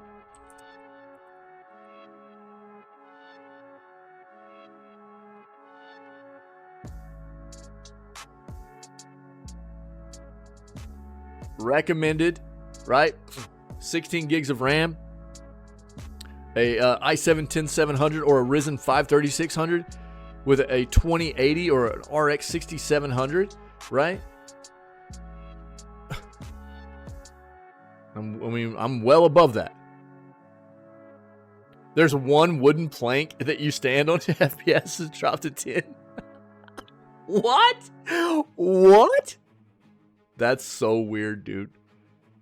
Yeah, you have everything on max, and at 2K, it runs at 70 plus frames. That's good. I mean, there's also, I mean, I'm not blind to the fact either. I'm not gonna, you know, try and say that. Obviously, you know, I'm running on a 3070. I'm streaming at the same time. I run a single rig operation here. I'm not dual rigging my stream.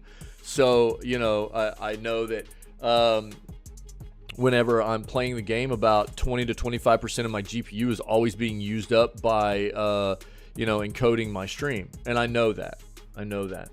But a lot of what's creating, you know, lag and stutter and frame drop issues in this game is not GPU, apparently.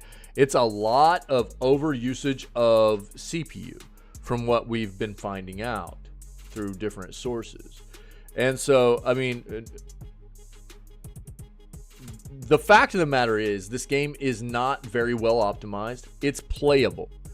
I think it's playable. I think the content's good. But the fact of the matter is this game was not optimized. It needed more bake-in time.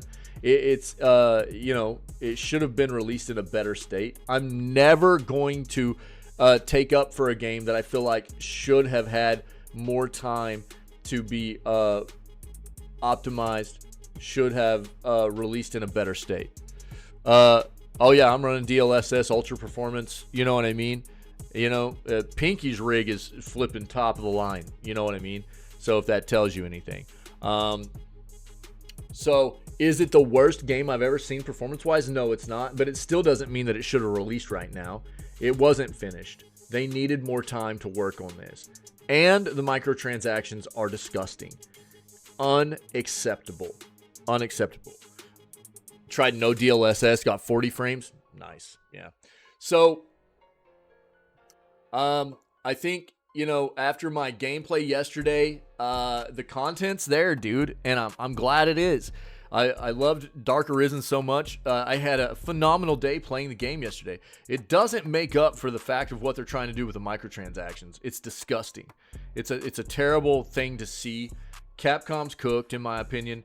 They're done. I've seen things coming for a long time about this company, whether it be, you know, coming out with a game like Exoprimal, which looked like just a big cash grab, to things like their CEO stating that they need to be keep raising prices on consumers, to what was the other stuff that we've seen from Capcom, man, that was just kind of, we've seen them do some other DLC stuff that wasn't really acceptable, not maybe to this extent, but leaning towards this with like some of the more recent Resident Evil remake stuff, you know. But there have been indicators. There have been indicators for a while that Capcom has not been headed in a great direction. And I talked about a lot of this yesterday, and we'll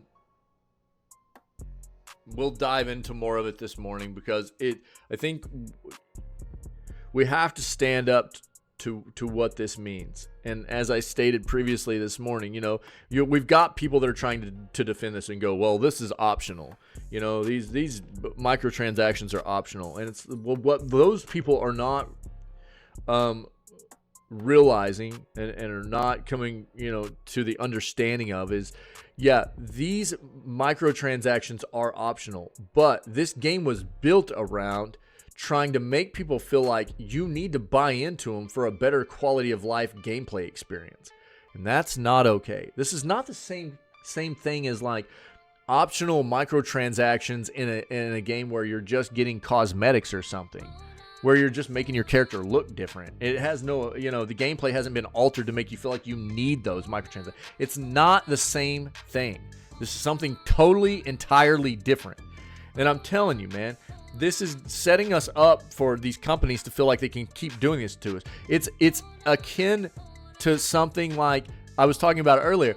This is no different, really, than them doing something like coming out with an FPS game and going, well, your field of view is locked at 70.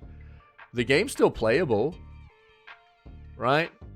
But if you want the quality of life of a better better field of view in your FPS game, then you need to pay for the microtransaction unlocking of your field of view slider. That is closer to what Dragon's Dogma is doing.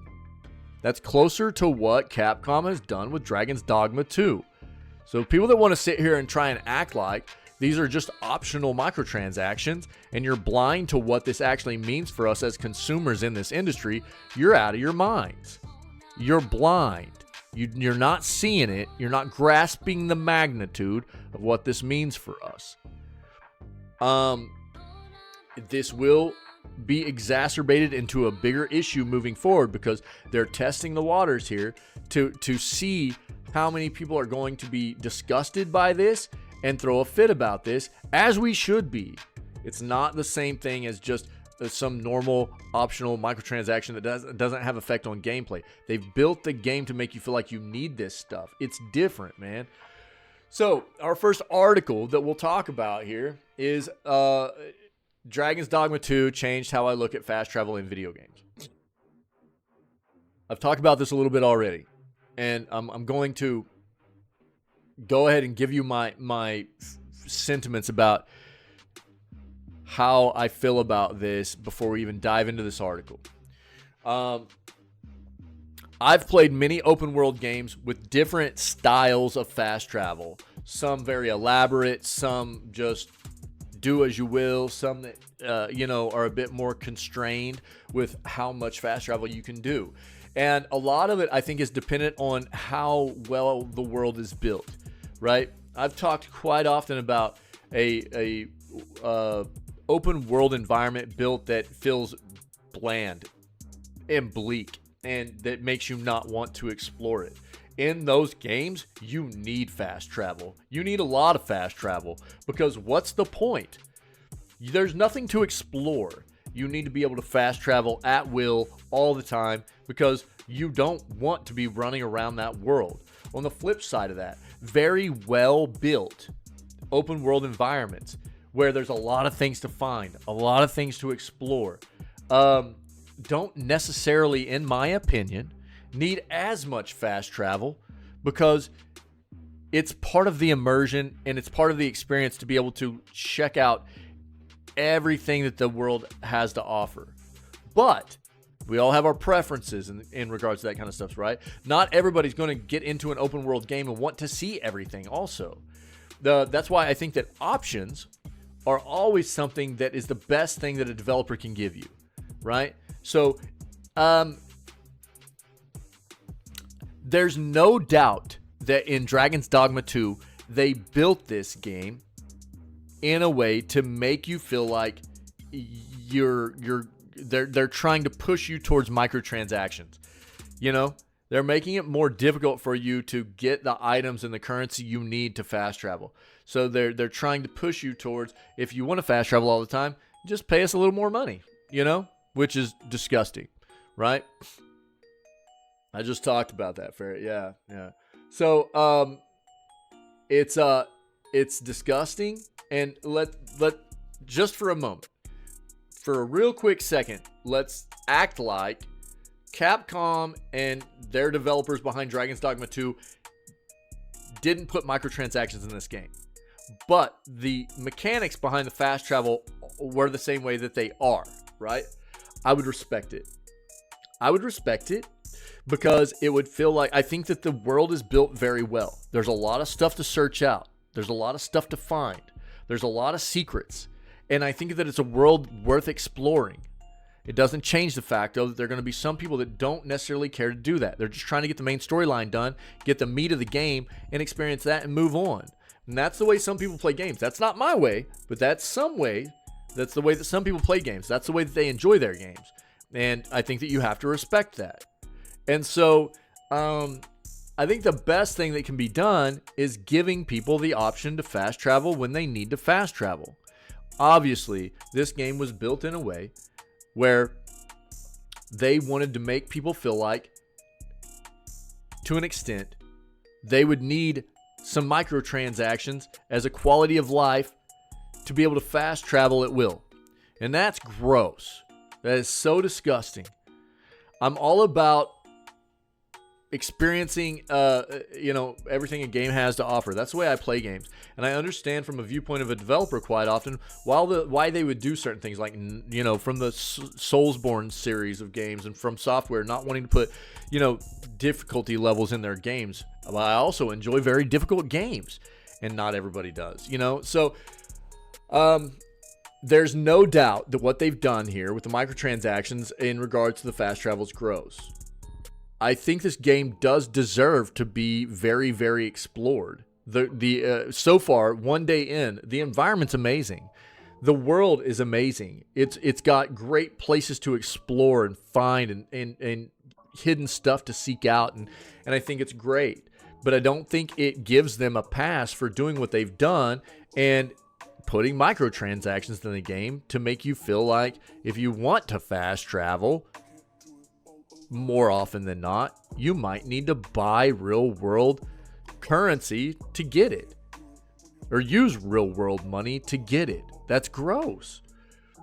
So let's read this. I've never had reason to give much thought to fast travel in games before starting Dragon's Dogma 2. In most open world games that include this feature, the only requirement for accessing it is reaching points of interest. Once players do so, they are generally free to zip from point to point around the map with little to no inconvenience. This isn't how Dragon's Dogma 2 operates. Fast travel is based around a limited currency called fairy stones. It has completely changed my mindset on the mechanic as a whole. There was a bit of buzz about how fast travel would be implemented prior to the game's release. Just give it a try. Travel is boring. That's not true. It's only an issue because your game is boring. All you have to do is make travel fun. This was quoted from the developers, and we read this article about a month before the game released, right? Game director Hideki Itsuno stated when speaking to IGN about Capcom's limited approach to fast travel in Dragon's Dogma 2. While I don't fully agree with that statement, I'll admit that Capcom didn't just make travel fun in Dragon's Dogma 2, it made it terrifying. Slow and steady. I didn't even find the requisite item to fast travel until several hours into my playthrough, but by then, my mindset around navigating the world had been established. First few adventures in Dragon's Dogma 2 felt somewhat similar to my first Souls game, in the sense that I fell into the trap of approaching it like a more traditional open world RPG, to disastrous result. My initial big mistake was underestimating nighttime. I didn't die at night. I died in a cave to a chimera and a lich. I had ample opportunities during an early, long journey to stop and make camp for the night, but I felt no need. My health was fine. No enemy had posed much of a threat thus far, and I had my lantern to guide my way. My tune quickly changed when a hulking monster stumbled from the shadows that had obscured it until I was a mere feet away. While my pawns and I put up a valiant fight, one bad move cost me my life, and I was shoved back to my last autosave. Took 4 more deaths in a similar fashion before I learned my lesson and licked my wounds at a camp to wait for dawn. Travel isn't just packed with danger. You can hardly run for a full minute without one of your pawns pointing out a strange location, marking that there's something to gather or offering to take you on a little diversion to a cave they know about. You can come across a tower with some loot or a caravan under attack by goblins, only for a griffin to swoop down from the sky without warning. Unless you're stubbornly set on mainlining your adventure, no two trips will be the same if you let yourself enjoy your journey itself. This is just one of many ways Dragon's Dogma 2 demanded that I take its world seriously if I wanted to survive. This is where fast travel comes in. What I found to be brilliant was that Capcom didn't fully strip the feature out. It limited it to a consumable item. This evoked the same paranoia I know so many of us share that spurs us to hoard special items out of fear of wasting them. Only in Dragon's Dogma 2 that feeling is intentional. Wherever I took a quest or had reason to go back to a location for one reason or another, I had a decision to make. Would I spend the gold to rest, take out some items I might need for the journey, and risk potentially encountering a massive overworld boss, or getting caught in the wilderness at night, or burn 1 or 2 precious fast travel items I might not be able to replace?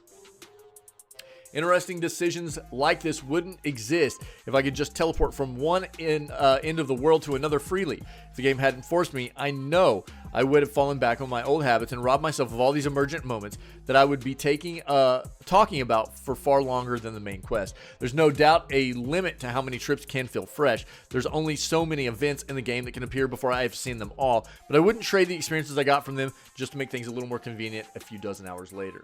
I don't think fast travel in and of itself is a bad thing. What I do believe is that it has become such an expected mechanic, few games even attempt to push back on it and come up with creative ways to design around not having it. I don't disagree with Itsuno's quote because I believe he's wrong, only that he's selling what Dragon's Dogma 2 does short.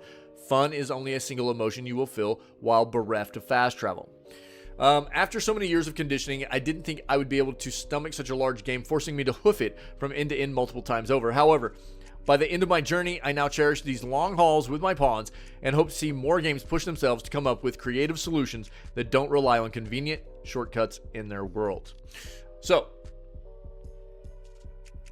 I totally agree with the sentiment here. And like I said previously when I was prefacing this article, I think this is definitely a game that is very well built in an open world way that gives you a lot to encounter, a lot to experience, and it's definitely worth exploring. And had this game not had microtransactions in it, I would actually be promoting the crap out of this. But it does have microtransactions. And you cannot talk about the mechanic of fast travel in this game from a purely developer wanted you to explore the environment mechanic and thinking that this was their vision without going, they're also trying to suck money out of you. Unfortunately, again, if it was the case that the microtransactions were not part of this game at all, I would be all about promoting this mechanic. I think that it is a great way, but there's no way you can approach this and not also have in the back of your mind the whole time that the microtransactions were built into this game, also with this notion in play that they want to limit your fast travel to try to get people to pay more money. And it's disgusting.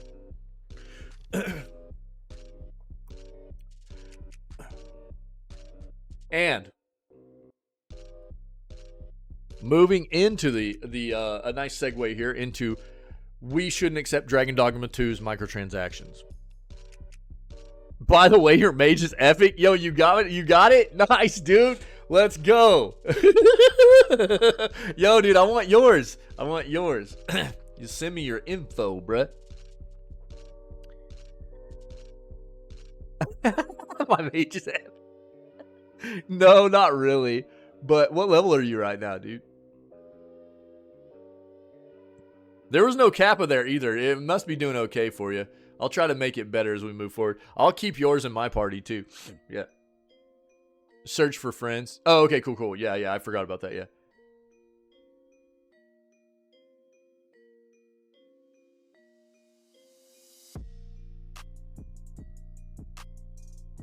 Yeah, I mean, that was the notion everybody had about Anthem, Davey. Was like, why did it get dropped? It could have been so good had they just stuck with it. That's what everybody says about it. Oh, you're level 7? Cool, dude. We're not that far from each other. Yeah, I think I'm like level 9 right now or something. Cool, man. Awesome. Are you playing it all day? We shouldn't accept Dragon Dogma's 2 microtransactions. Let's talk about this. I agree. Dragon's Dogma 2's microtransactions are minor and can be skipped entirely, and the game is actually better when you don't buy them. They still suck. Yep. There was no reason for this at all. There was no reason for this game to have microtransactions. This game was always going to sell well, and it's just an very, very good look at how Capcom has changed to not view their fan base and their customer base as anything they care about anymore, other than a source of greed. That's it. Oh yeah, bro, I'm still like in the first area too, bro. I found a cave. I spent a bunch of time in a cave yesterday. I got me a good weapon for my thief, though, to begin with. It's pretty cool. Yeah. I'll show you. Dragon's Dogma 2 is a single-player game, going off the review scores and word of mouth from people whose opinions I trust. A pretty great one. Content-wise, so far, it is very good. I'm enjoying it. Also, after the review embargo and shortly following the public launch, added a bunch of microtransactions to the game. This mini will tell you is fine, but it's not. Dragon's Dogma 2 is fantastic, a major Game of the Year contender, closest thing to Baldur's Gate 3 has to a peer, and a must-play experience. Don't let these microtransactions that are completely optional put you off. The game's good, so why complain?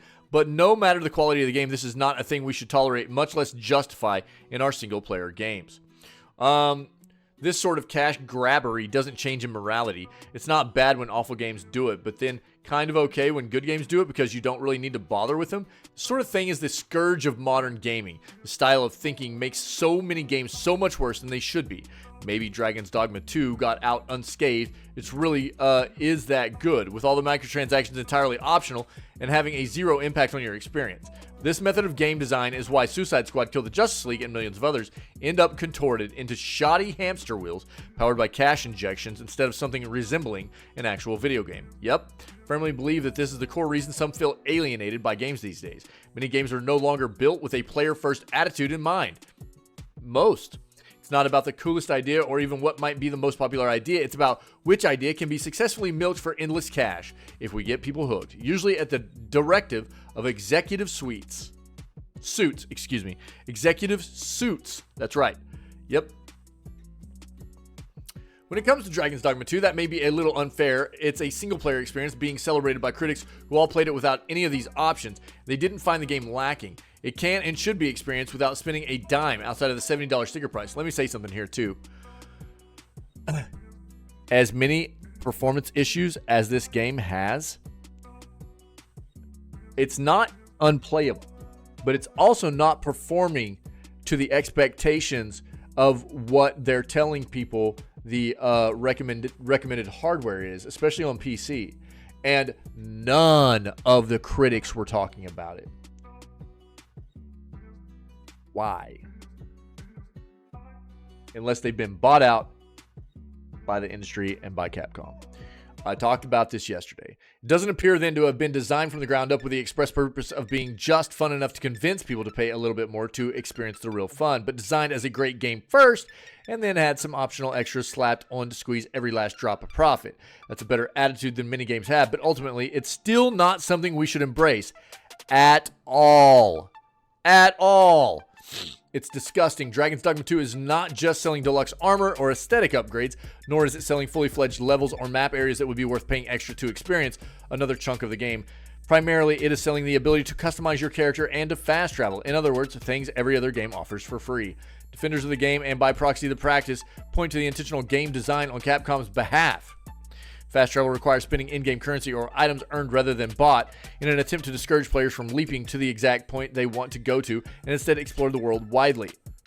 That still doesn't give them an excuse for incorporating microtransactions for it, where new discoveries lurk around every corner. This was the case in the first game too, so it isn't an established part of the game's design. Though some quest-driven players may find it frustrating, it makes sense. The developers want you to roam around the world and encounter new things, so if you want to skip over that, you'll need to either have the gold or the stones, both of which you prove you've already been exploring in order to do it. Capcom knows fast travel is more convenient, but rather than giving players what they want, they give them what they need. And the game is stronger for it. Only now you can pay real money, $3 a pop, to skip steps required to enable it. It's admitting that the artistic vision of the game is secondary to making a quick buck. Yep. And it makes you question the very intent. Sure, this was in the first game, but now they know they can sell a workaround. Was the game design tweaked to encourage fast travel more often, thus pushing players into putting even more money into their $70 game? Absolutely. Another deliberate choice by the developers was restriction to a single character slot. A big break from RPG tradition to make a new one. You'll have to delete your original. You can only customize this character in-game with an Art of Metamorphosis tome, which costs 500 RC, a few hours of playtime in-game, or by forking over $2. Want a new pawn inclination? A core part of Dragon's Dogma 2's quirky uniqueness being uncovering each pawn's personality? Just pay $2 to re-roll yours. Need to escape from Gowl? $1, please. Camp supplies too heavy for your character to carry? No problem. Just $3, and the game will make them lighter for you. These microtransactions are extremely micro. No $40 skins here, but that's another issue with them.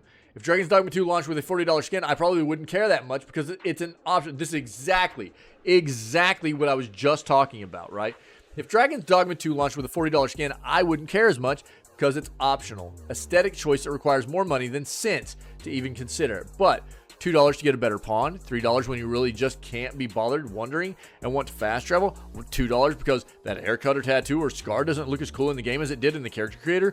A lot of people are going to pay for that, even after paying $70 or $100 to play a single player experience. The fact that you can do it in-game doesn't matter when the choice is to take 3 hours earning that currency or 5 seconds spending it. All Overwatch skins are free if you play the game enough. This isn't a free multiplayer title that needs to make money somehow, and the fact Capcom has done this before in Resident Evil and Devil May Cry makes this worse, not better. Yes, Dragon's Dogma 2 seems like it's very good, and yes, that means a lot of people should play it and not be put off by its mostly negative reviews complaining about microtransactions. But we should not tolerate $70 games nudging their prices up to $80 and $90 on the down low by selling crucial features the game deliberately restricts just because the $70 version is really good to begin with. So what I've been saying this whole time, it's conflicting, man. It's conflicting.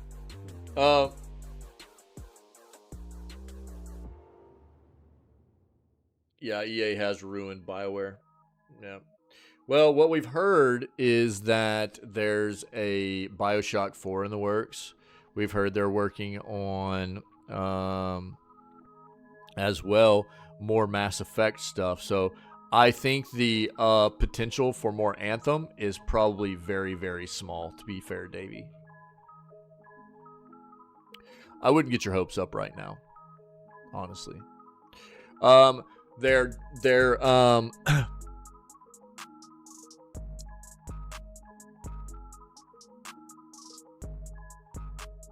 yeah, I don't think so.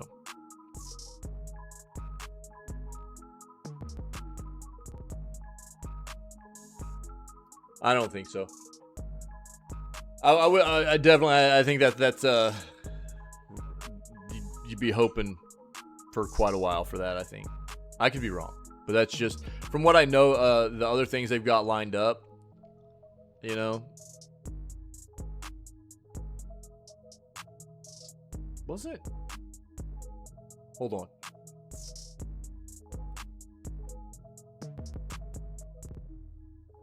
Ah, god dang it.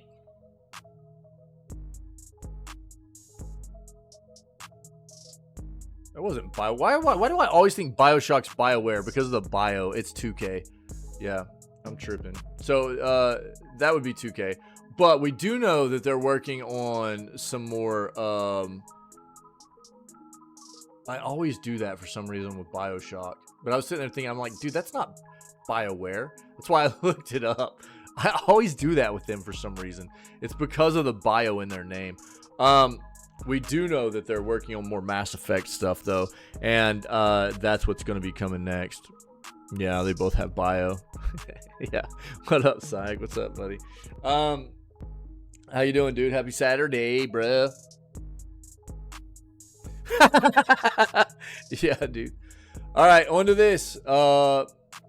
So the microtransactions in Dragon's Dogma 2 show what the games industry thinks of us, you know.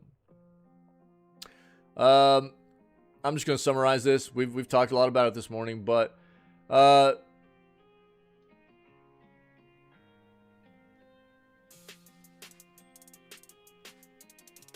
this is unacceptable, yet it is accepted. By a certain amount of gamers anyways. Every single time. Review bombing on Steam changes nothing. Refusing to pre-order might. If a game suddenly appears with a load of sneaky microtransactions on launch day, just don't buy it. Don't buy it months ago and think leaving a salty review will achieve anything. The number of Steam refunds that get processed won't scratch the surface of the pre-orders, right? While review bombing is recognized as gamers giving a game the finger, it has almost become a meme. With games getting review bombed for things that a subsection might see as woke, its impact is lessening by the day. Capcom does not do much to endear itself to PC gamers as at the best of times. Earlier this year, it was slipping DRM that affected performance into 10-year-old games to stop them being modded. Yep, we've talked a lot about that. It is a big customer of Denuvo, which is probably affecting the performance of Dragon's Dogma 2 right now for a lot of us. A system used to prevent piracy at the cost of purchasers of authentic software, suffering glitches and suffering on their systems. Obviously, Dragon's Dogma 2 has de novo, and people are reporting struggling to get it to run at 40 frames in some circumstances. Normally, Capcom removes it further down the line once the clamor to pirate the game has subsided. So if you paid $80, just hang tight for a few months more. Think of it as an extended pre-order. Dragon's Dogma is a much-loved historic IP. It deserves much better treatment than to just be wantonly commercialized to sell extra horse armor. Feels as though a backlash against the games industry is coming. There's something in the air past the popcorn. Yeah, this is probably a pretty good read. We've just talked so much about this, and the previous article touched on a lot of this too. It's unfortunate that we're dealing with this as a whole. As I've said many times, super hungover. God dang, dog. Yeah, that's really hungover, dude. Jesus. Well, I hope you start feeling better, man. You just got to drink about four raw eggs, dude. You'll be okay. Yeah, with that coffee. Just put them in your coffee. It'll be good. Bro, he's super hungover. I was like, I'm hungry, dude. So, I mean, as I said before, this is a snowball effect. This is something that they're continuing to try to push more and more of this kind of stuff out there. I think a lot of us have become accustomed to, microtransactions being in a lot of our games, and whenever they're truly optional, it's not as big of a deal to us. If it's like a cosmetic kind of thing, it's whatever, because you don't have to buy into it. It doesn't affect anything. But now when we're seeing it happen like this with Dragon's Dogma 2, the games are being developed around mechanics to make you feel like, as a quality of life option, you're going to need to buy into some of this stuff from time to time, and it's only going to get worse. That's not okay. It's not okay, dude. Chicken soup. Oh yeah, bro. That's a good one right there. And last but not least, dude, Capcom has addressed their Dragon's Dogma 2 PC performance and microtransaction backlash. We've already seen a bit of this yesterday. They've put a quote, or they addressed this on Steam yesterday. But we'll read this. Dragon's Dogma 2 is one of the year's most anticipated games. By most accounts, the experience lives up to the hype. The game earned rave reviews from most critics. Look, man, I'll say it again. This game has a 90 on PC. And the performance is not great. It needed more bake-in time. This game, I'm well above the recommended hardware for this game. And I'm still having some frame issues from time to time, with the game cranked down, way down. And that tells you this game is not finished. It's not optimized. De novo is probably playing a part in this too, but that's not an excuse. I don't care. This game needed more time to be polished. It needed more time to be finished, and it shouldn't have been released yet. And to see critics have this game out as a 90 on like Metacritic of roughly 35 to 40 reviews the day before release and not be talking about performance issues tells you that they have been bought. Or that, psych, or that. Yep, or that. And I've noticed more and more over time that you can't rely on professional critic reviews anymore. There are still some that are decent, but I think in large part it's really hard to rely on them anymore. They seem just bought by the industry. They're basically puppets, I think. They've turned into Jeff Keighley's. You know what I mean? Everybody's a flipping Jeff Keighley nowadays. It's flipping gross, dude. So the game did earn rave reviews from most critics, and I'll attest to the fact that I think the content in the game's good. But if you're going to critique a game on release, you can't just focus on content. You've got to give everybody that's going to be reading your review a solid idea about the way that software performs and the content within it. Both of those come into play, including a 9 out of 10 from Game Informer. So If you see a Game Informer review, you should probably stay away from it moving forward, just so everybody knows. But now that it's out in the wild, Steam players have bombarded the RPG with negative reviews due to its problematic launch, performance, and day one microtransactions. In terms of performance problems, Steam players have reported issues such as frame rate drops, freezes, and crashes. Capcom has acknowledged these issues in a Steam blog post where it says, "To all those looking forward to this game, we sincerely apologize for any inconvenience," and adds, "We are investigating fixing critical problems such as crashes and freezing. We'll be addressing crashes and bug fixes starting from those with the highest priority in patches in the near future." In regards to the frame rate issues, Capcom writes, "A large amount of CPU usage is allocated to each character and calculating the impact of their physical presence in various areas. In certain situations where numerous characters appear simultaneously, the CPU usage can be very high, may affect the frame rate. We are aware that in such situations, settings that reduce GPU load may currently have a limited effect. However, we are looking into ways to improve performance in the future." Now, here's one of the things we have to take into consideration too with this critic review situation I was talking about. How many of these critic copies of the game are getting pushed out that don't have something like de novo in them, right? So is the non-DRM copy of this game being pushed out as a review copy? I doubt it, but maybe. And is it that much better? Probably. But we don't know, do we?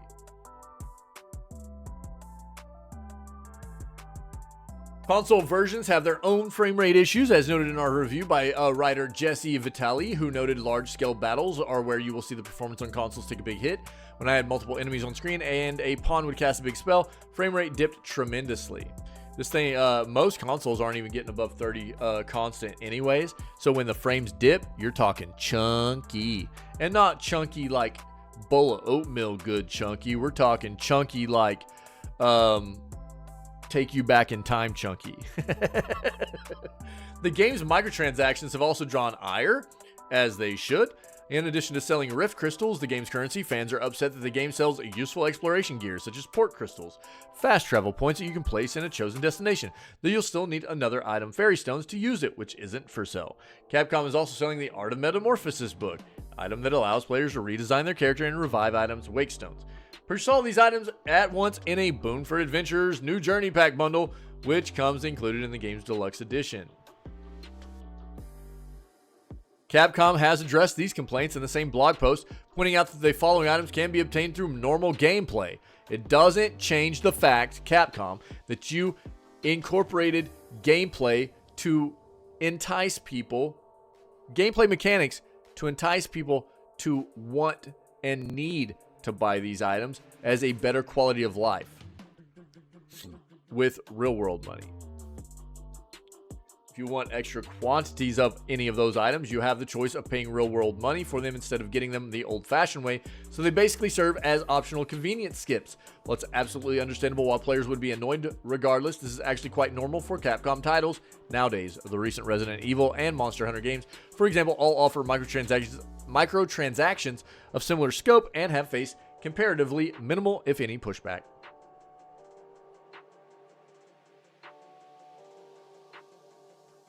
Some players believe the game's intentionally challenging, inconvenient design aims to push players towards these purchases. Absolutely it does, to ease the experience. Others simply cite the age-old argument that full-price games shouldn't charge additional money for in-game items at all. I am also of that notion. Combined with the aforementioned performance issues, disgruntled players have flooded the game with bad reviews to the point that it currently has a mostly negative Steam rating just hours after launch. Despite this initial chilly reception, it doesn't appear Capcom will be altering its monetization plans for now. It's actually mixed right now. 45% of what? 25,000 reviews, something like that. Almost 24,000. Oh, it went up 1%, 46%. So, we're going to have to keep talking about this.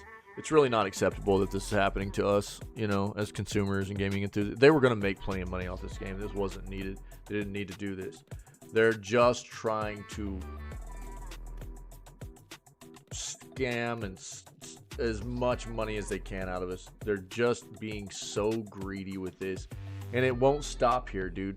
if they get away with stuff like this, they're just going to keep doing it. It's going to get worse and worse and worse, man. So we're going to get really, really bad. Legit scamaz, dude. Absolutely. Absolutely. I mean, this is the thing. I think the content in the game is good, man. I'm enjoying the content. I had a good day playing the game yesterday. Even with the performance. I mean, dude, my graphics are slammed to the floor. I'm really, trying to get the most I can frame-wise out of this game, and the game doesn't look fantastic because of it. There's a lot of performance issues, which is not acceptable. The microtransactions are a dark, ominous cloud hanging over this game, and they always will be until they if ever take the microtransactions away. It's not acceptable. They shouldn't be there. They were never needed. It's Capcom's cooked, dude. They're done. They're not the company they ever once were. For anybody that was a fan of that company once upon a time in the history of what they ever were, for the amazing titles they brought to us, with so many of their, Resident Evil, their fighting games like Street Fighter, or they've got so many iconic titles, man, and they're done. They are overrun with greedy, business-minded individuals. That's all there is to it. It's over, dude. So you're going to continue to see more and more of this from Capcom, as unfortunately this is who they have slowly been becoming for a while, and it's just not going to stop. Here's the thing.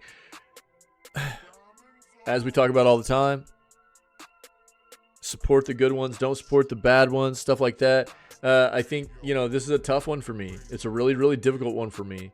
Dragon's Dogma 2 is, something I've been looking forward to for a long time. And this is the predicament they put a lot of us in for a lot of the titles that we look forward to, that we're fans of, the series, the IPs. Now I've been looking forward to a new Dragon's Dogma game for a long time, since 2016. I played, 8 years ago, I played Dark Arisen, and I put 130 hours into it, and I loved it. It's one of my favorite RPGs of all time, and I couldn't wait for another one. And to see them do this microtransaction stuff is just disgusting. It hurts me, man, to see this. And it's hard. I think that at the very, very least, what you have to do, I'm always understanding of why people play games. We want our games, we want our entertainment, we want our immersion, the things we love, but at the very least, don't buy into the microtransactions, dude. Don't give them the satisfaction of it, dude. You don't have to buy them, even though they've built the game around these mechanics of trying to make you feel like you might need them from time to time. Just don't do it, dude. Don't do it. That's all I can try and prompt people to do. Don't buy into the microtransactions of this game, man, please. That's the news, man. That's what we do. That's what we got. It's time to go play Dragon's Dogma 2 now. I hope everybody's having a banger weekend. Psych, I hope you start feeling better, dude. Thanks to everybody that was here and a part of what we did today as video gaming news, and everybody that's here and a part of what we do all the time, man. You guys rock. Anybody that's been hanging out, you're not familiar with what we do, when we do it, or maybe if you're watching this as a VOD later, we are live 6 days a week, every day but Wednesday. We kick it off with video gaming news at 6 a.m. CST CDT. That is 7 a.m. Eastern or 4 a.m. Pacific time. We are always trying to stay current with what's happening in the industry, promote a healthier industry for ourselves as gaming enthusiasts and consumers. And after we finish that up, like we're about to do right now, we go play games for the rest of the day.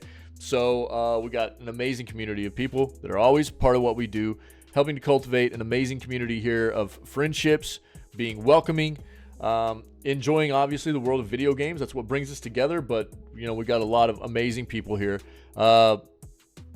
Creating a community where we can always count on one another to be there for one another when we need it, but also just to have a good time. Lots of laughs, dude, and having a good time and spreading good vibes, being void of negativity, toxicity, stuff like that, and just enjoying the world that we all love so much of video games. So if you can dig that, man, come be a part of what we do. We're always looking for more good people to be a part of our community, man. So other than that, stay healthy, stay safe, be kind to one another. I'm not going anywhere. I'm going to run us an outro real quick to finish up this news segment. But as soon as it's over, we're going to start playing day 2 of Dragon's Dogma 2. Well, getting ready for it anyways. It'll be coming up soon. But let me run this outro. I'll be right back up here on the screen as soon as it's over, okay? You guys rock. Be right back.